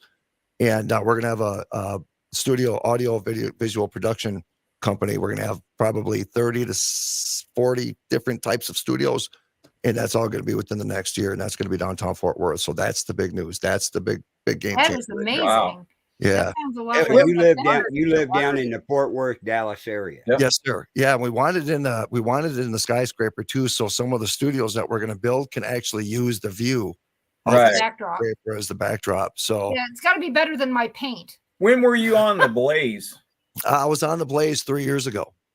3 years ago? Yep. Okay. Yep. Yeah. Good friends with Glenn. Yeah, I love He's a Glenn good Beck. guy. He's a great guy. Yeah. Brad Staggs, I don't know if you know who Brad is, but Brad is on Mojo now. But Brad used to, with Doc Thompson, he used to do the morning show with Doc Thompson back in those days.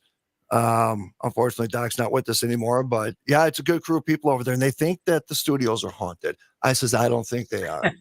I know. The second you walk in, it's a TV studio. It's Right. rich in history. There's people there that are still acting and still doing their thing. You feel it. The energy is rich, and it's really cool. You know.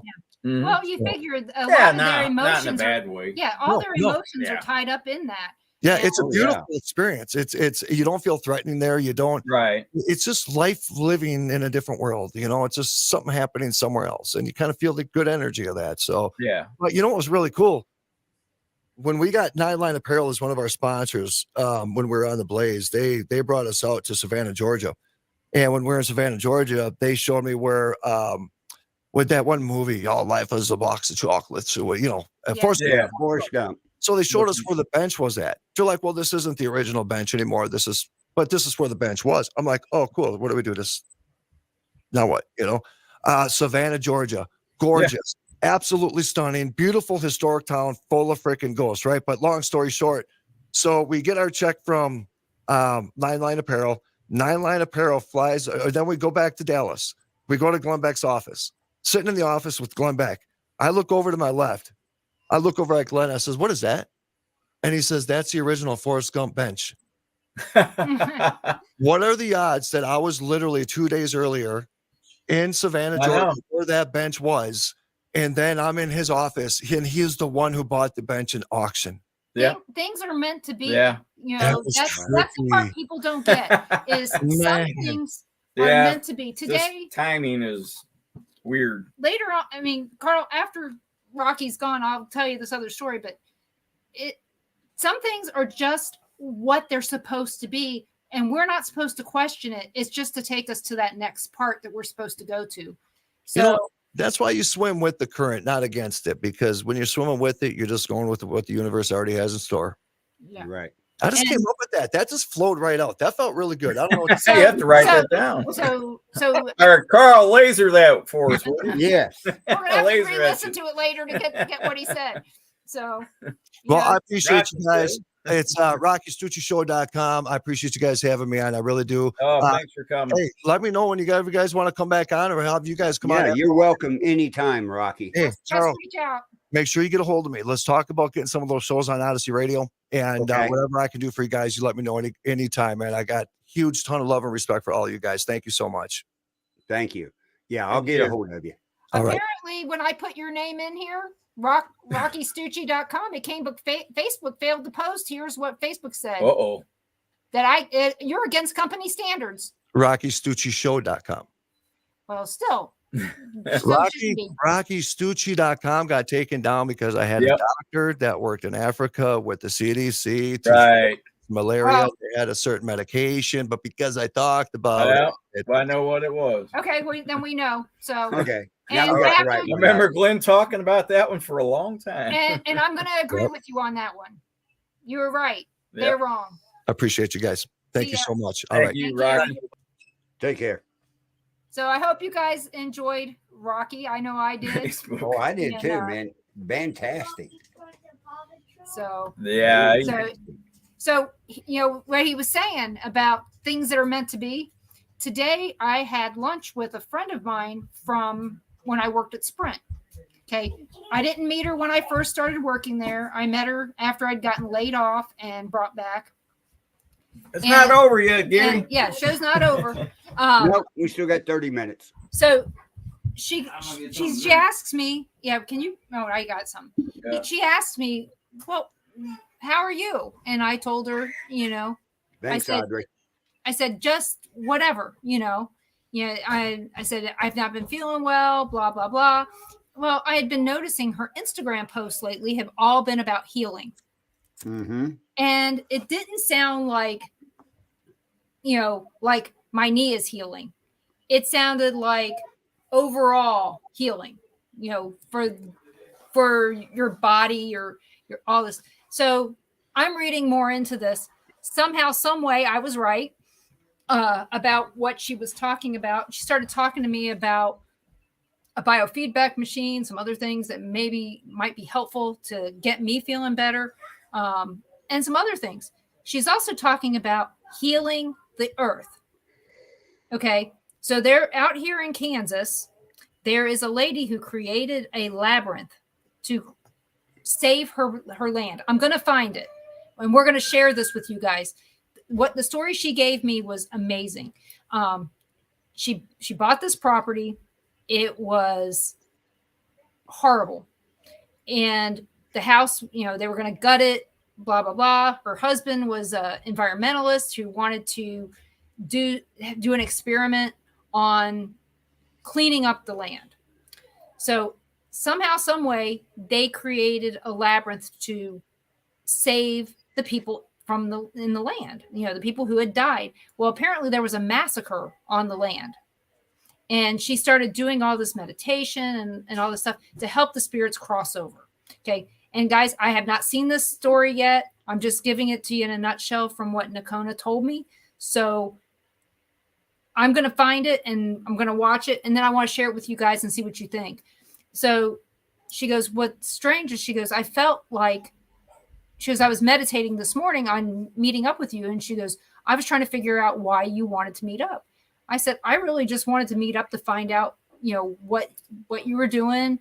You kept talking about healing. I just wanted to know more about what you were talking about. I said, because it sounded like some of the things that you were doing was very similar to the stuff that I'm doing.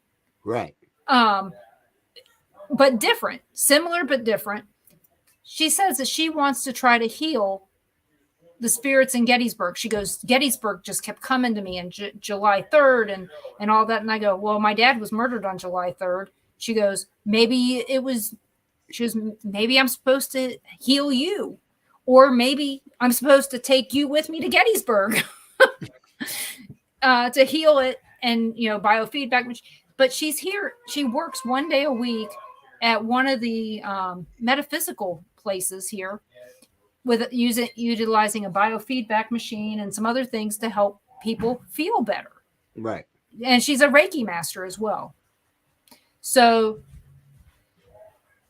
and I met her originally working at Sprint. So that tells you, how, it's not like it's a random person that I've just met.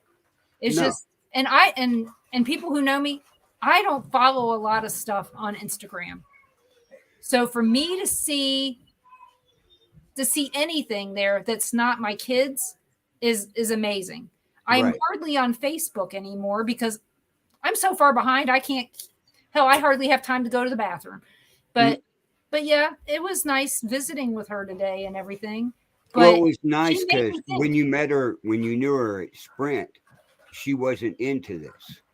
No, but she was very anti-religion. Her family had been Jehovah's Witnesses.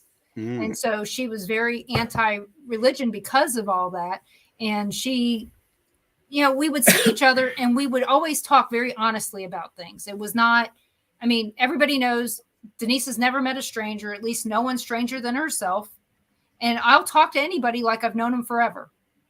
It's just how I am. And that's kind of how she is. So, we always were very friendly, walking to and from the garage or lunch or whatever. But we really never spent any time together. But every time I turn around in Overland Park, there she is. So when I sent the message saying, hey, would you like to meet up for lunch just so we can talk? It seemed like a good idea.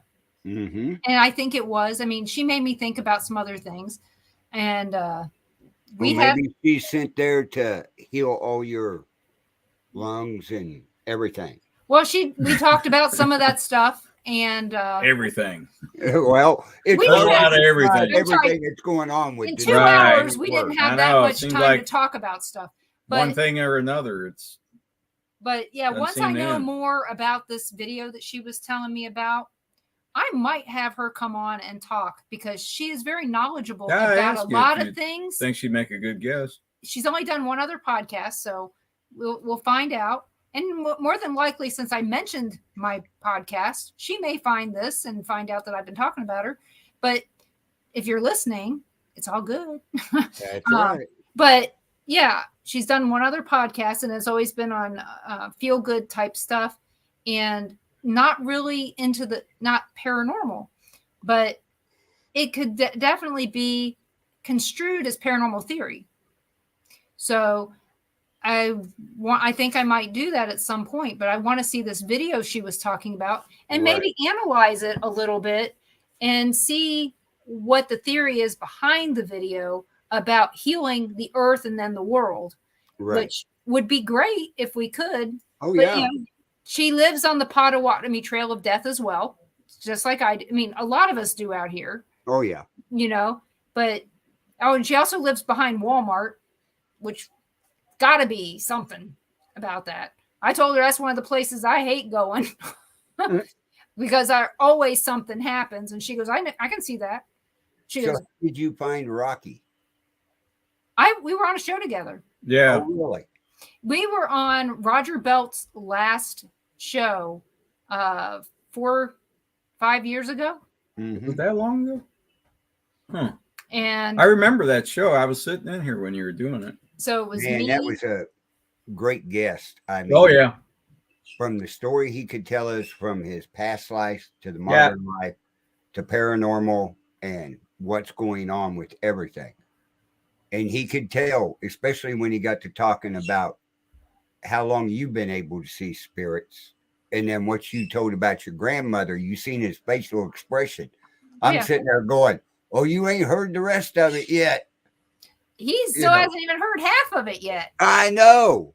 So I mean, I like I said, the minute that he said yes, I jumped all over that, and I was not too concerned about my guest that I was going to have last night. At that point, I was trying to go, okay, I just got to find somebody now for tonight, for last night, because I've got us booked out for 2 weeks on this show. Yeah, He's been doing it for a while. I mean, he was with Glenn Beck. Glenn Beck's one of the best in the business.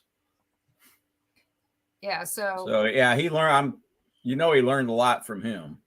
Yeah, I'll contact. I listen to Glenn Beck all the time, driving around. But I wonder how many of these. Unfortunately, he's only on 2 hours here. Used to be on 3, but they took one of the hours away and gave it to a local guy. Yeah. So like I said, I thought that it would be a fun interview. And I had been telling, everybody to try to get him on. And so maybe it was just meant for me to get him on, because I thought he would be a great guest for possibly Barbara or, because he does do politics as well. He'd be a great Guest overall. even on Chris's show. Oh, definitely yeah. on Chris's show, because he's a non woke person. He's big on the First Amendment. Yep. Yeah. And in fact, they have a show called The First Amendment something. I'm trying to On the network. Yeah, on Odyssey Radio. Let's see if I can find it.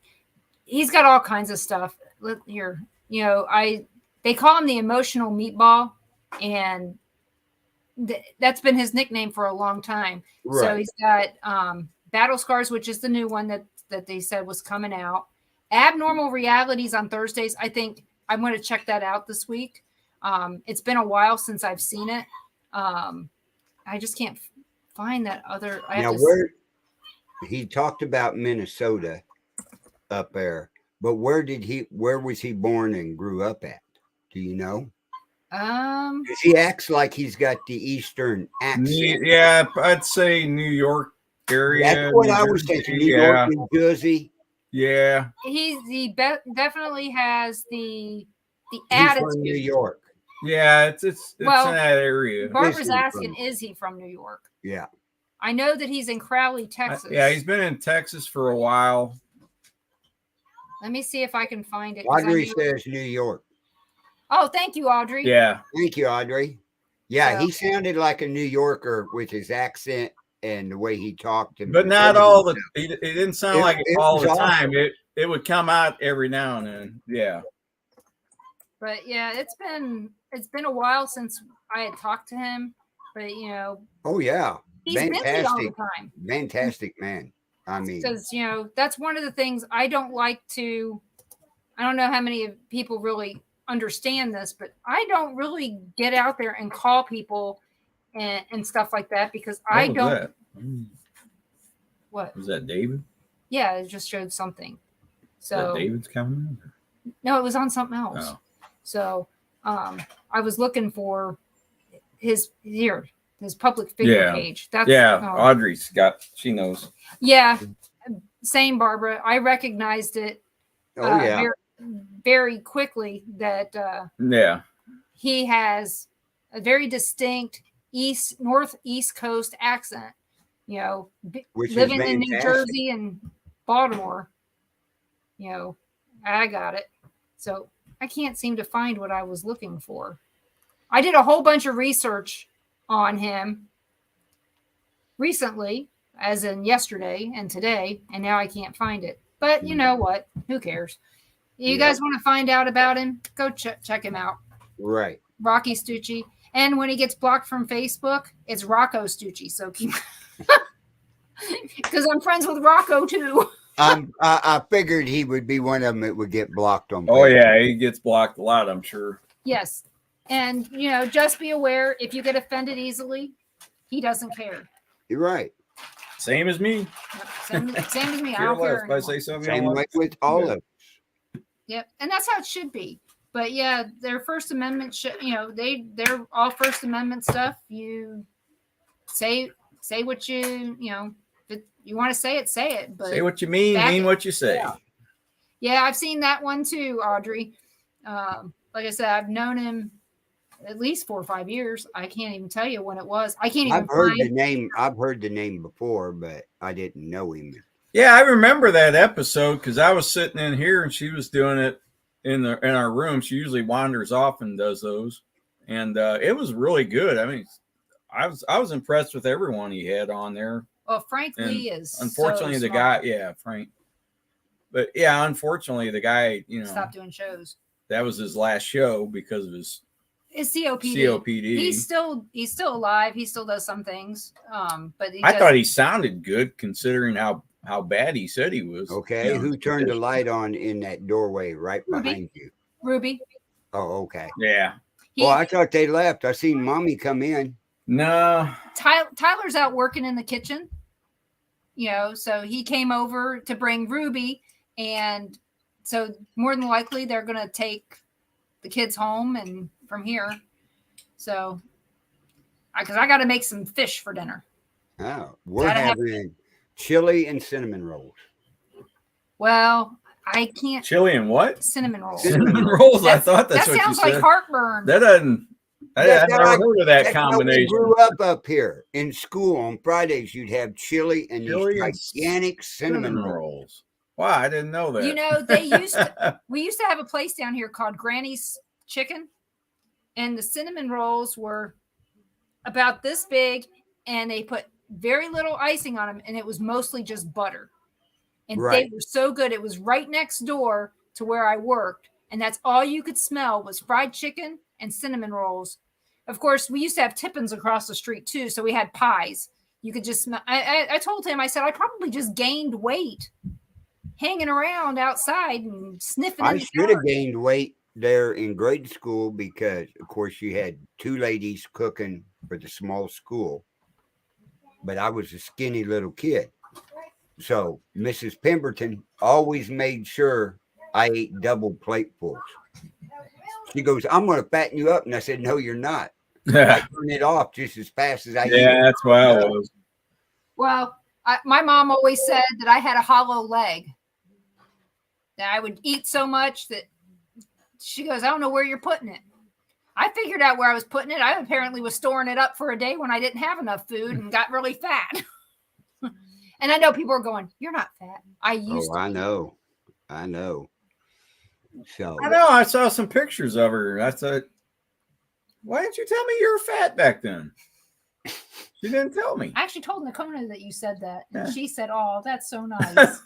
Look at some picture. I was like, when was this? I don't remember that.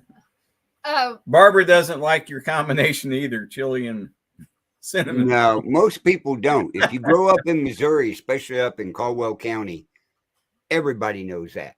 Oh, wow. Everybody does. I mean, you got to look at my first grade teacher taught my mother in the first grade, my older sister in the first grade, my brother in the first grade, me in the first grade, my next sister in the first grade, and missed my baby sister by 1 year when she retired. Oh, wow. So we all grew up with the same learning in the first and second grade. I mean, you're talking small schoolhouse where you had Dick and Jane C spot and all this and that, right? You would go up and sit at this little bitty round table, and she would sit down, and she'd have you come sit on her knee to read your page. And then when you read your page, she would take you out in the hallway and get this box, and you got to get a present out of it. Oh, wow. That's how we all grew up. I mean, yeah, small schools, they're fantastic. I went to such a big school for kindergarten and first grade that we had kindergarten through 12th grade. Mm-hmm. In one school is school number 5 in Patterson, New Jersey. And they had so many students that they encouraged you to go home for lunch. And so we did. I went home for lunch and I had to walk back and forth. And it was really, I mean, I would sit there and my mom would let me watch Kimba the White Lion on PBS, more than likely, some station out of New York City. Mm-hmm. And I would watch that and eat lunch. And by the time I got done, it was time for, me to walk back to school. 5 years old, walk back alone. You wouldn't do that today. No. So like our school, and you've seen our school there in Kingston, down from the courthouse. When you're in the 7th and 8th grade, especially the 8th grade, you're like seniors in high school. Right. Right? Mm-hmm. So one kid, and there was only 4 of us in the 8th grade. So it wasn't hard to pick who was going to do it. But you got to walk uptown to the post office and get the mail for the school and come back. Ah. I mean, we got to do all kinds of stuff. When you were going to school, they talk about, I'm going to go back to haunted. Okay. So when you were going to school, were there any kids who died in your school? In the actual school itself? We have tried to find that information out because that school there went back, was a high school, and before that, it was a college. Okay. Yeah. Way back. But were their students housed in? I mean, living in that building? No, or was they it lived just around classes? the area. Okay, so because they always talk about schools being haunted, and so far I found zero facts in any of that in any Right. school, except for I have been by Columbine. That school, I can't drive by it. I mean, the first time Yeah, I I can went to see Denver, that. I had to go there because it wasn't too far from where I was at, and Oh, the one up in Iowa. Man, can't remember the name. Farrar. Yeah. I've talked to. We haven't been. We've driven by it. Actually, stopped outside and looked at it from the outside, but it was on our way back.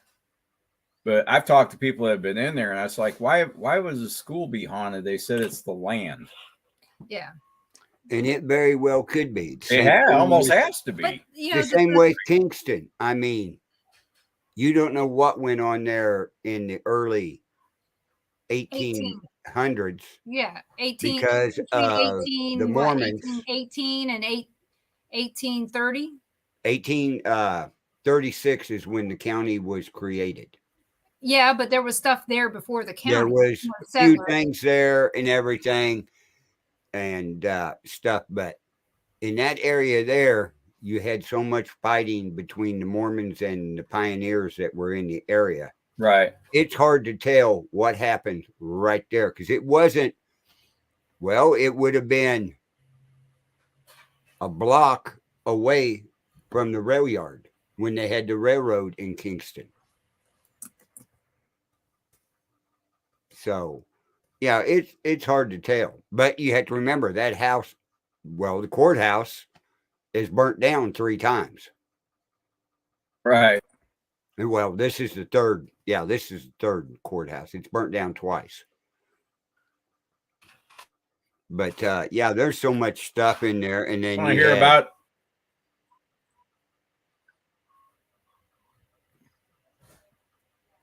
You had Quantrell's Raiders come into town and shoot up everything where everybody had to run to Shoal Creek. Yeah, everybody. I mean, Quantrell's Raiders were all over the damn place. In fact, this area, yeah. In fact, Patterson, that was part of that, is the house where Supernatural Inc. has their headquarters. Right. And he was one of Quantrell's Raiders' top guys.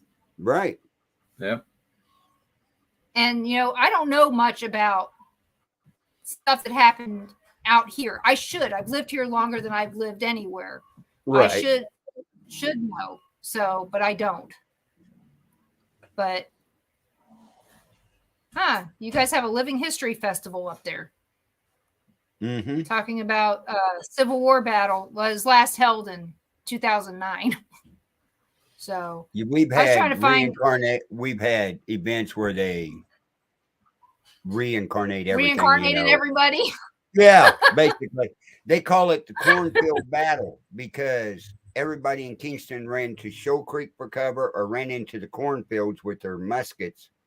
And then when Quantrell's Raiders showed up, they came out of the cornfield and started shooting.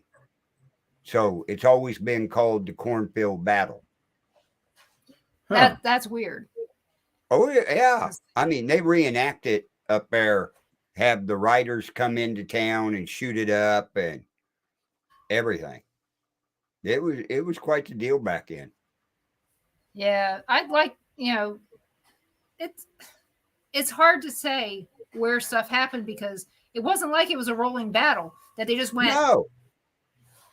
It was like all the way around the country going bang, bang, bang. These guys are horses going bang, bang, bang. Let's get the hell out of here. Yeah, I mean, most of the battles didn't last long. No. Yeah. It wasn't. Not those. 3 or 4 days tops. 50 or 60 bullets flying during that time, not 100 like we see nowadays. Yeah. So, well, Audrey, we're so glad that you're enjoying it. Just imagine what those guys would have done if they'd had a machine gun. Oh my God. There would be, video games. That's what it would look like.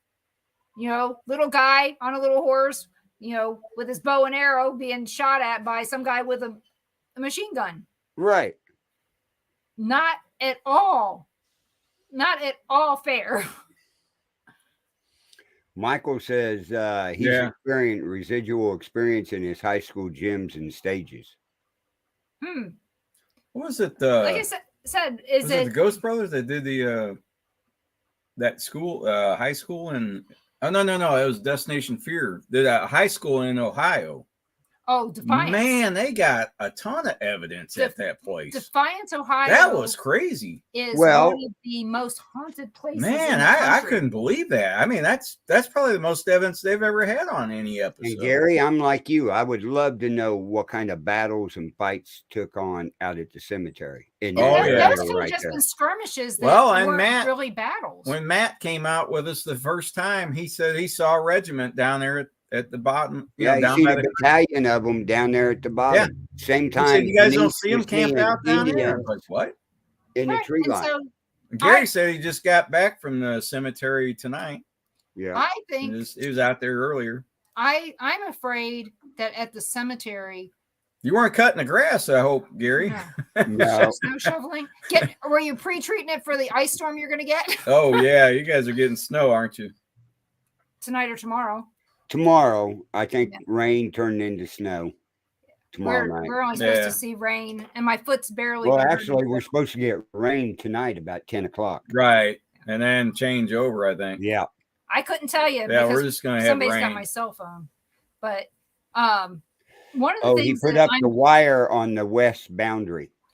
One of the things I'm concerned about out there is how many battles were in that area that were not related to the Civil War, or the Mormon Wars, but were related to territory. Indian and cavalry. Yeah, Indian and cavalry, or settlers and natives. Right. You know, how many of those were there? Because of all the Indians that I see out there. And it has nothing to do with the unknown Indian grave. We don't even know if that's factual. We just know that there's a headstone there. Somebody, we've heard stories about it, and it's one of the newest headstones out there. Yeah. It makes you wonder if somebody put it out there as a practical joke. I don't know. We don't know. And that's the scary part is they went through a lot of trouble to do that. Or is it just a urban legend that they heard that there was an unknown Indian out there that didn't have a we don't know. We won't know until there's no record of it. Right. Until somebody uses GPR on that, or it's dug up. And the thing is it even in the right place? Exactly. If it is, exactly. And is this unknown Indian? Was it an adult or was it a baby? Was it male or female? It makes you wonder, the activity we get out there is also due to them cutting that road through the middle of the cemetery. That disturbing those graves? Or is it related to the unknown Indian that it's real and there's not getting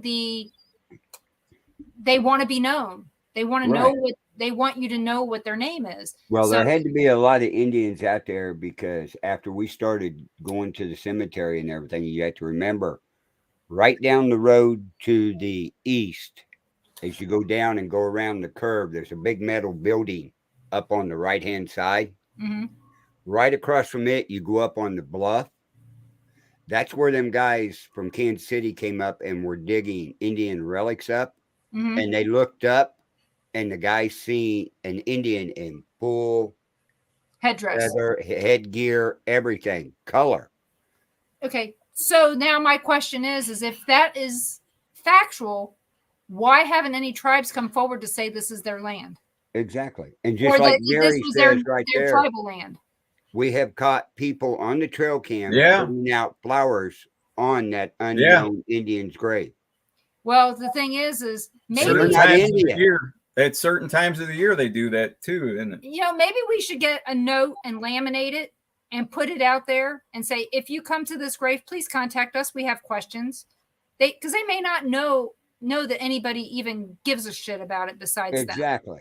And I think that might be the way to do it because you don't know what the weather's going to be like. Yeah, somebody's doing it.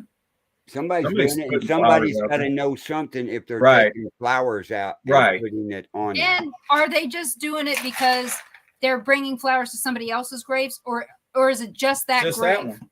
That's the question. Is it That's just just that that grave? one. Yeah. We don't know. That's See? all the questions in the paranormal. We don't know.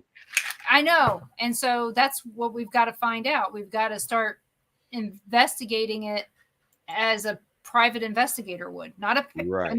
the other PI. We need to go to the graveyard. Right. So We need to go to Anyway, the cemetery. Camp Our out. time's up for tonight. Denise, tell everybody where they can find you. well, you can They ought to find, know by now, but go yeah, ahead. you can find me right Yeah, here they only on, stop at that grave. That's what I said. on the Bill That's- of Rights Network. You can also find me on the Paranormal Pride pages, both Facebook and YouTube. And join me next week on Monday when my guest is Second Night, Sight Susan, Mike. Paranormal out of Pensacola, Florida. And join us here at 5 p.m. Central next Tuesday for our guest Carl Bouchard. We're going to be talking Bigfoot. Uh-oh. That's 2 And shows in a row. Barbara Bigfoot. sent me some videos of Bigfoot. I'm going to send them to you. I saw them. Hey, Audrey, Oh, did thanks ya? for Okay. coming in.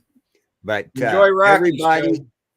stay tuned to the Conservative View coming on tonight. I'll be hosting with Barbara because we're going to be showing a live video with Kyle Sims at a school board meeting in Texas with the mama bears. Oh, okay. Ooh. So, yeah, When was this? this when will be in it 1 hour. No. When was the video? When did they do that? Last They're week? doing it live. Oh, it's live. Yeah, it will be Oh. live. All Yeah. right. So stay tuned to that here in 1 hour on the Bill of Rights Network. So everybody have a great time, That ought to and we be will good. see you next week here on Paranormal Nation Radio, Not So Normal. Night, everyone. We got to start talking about all those listeners. I know.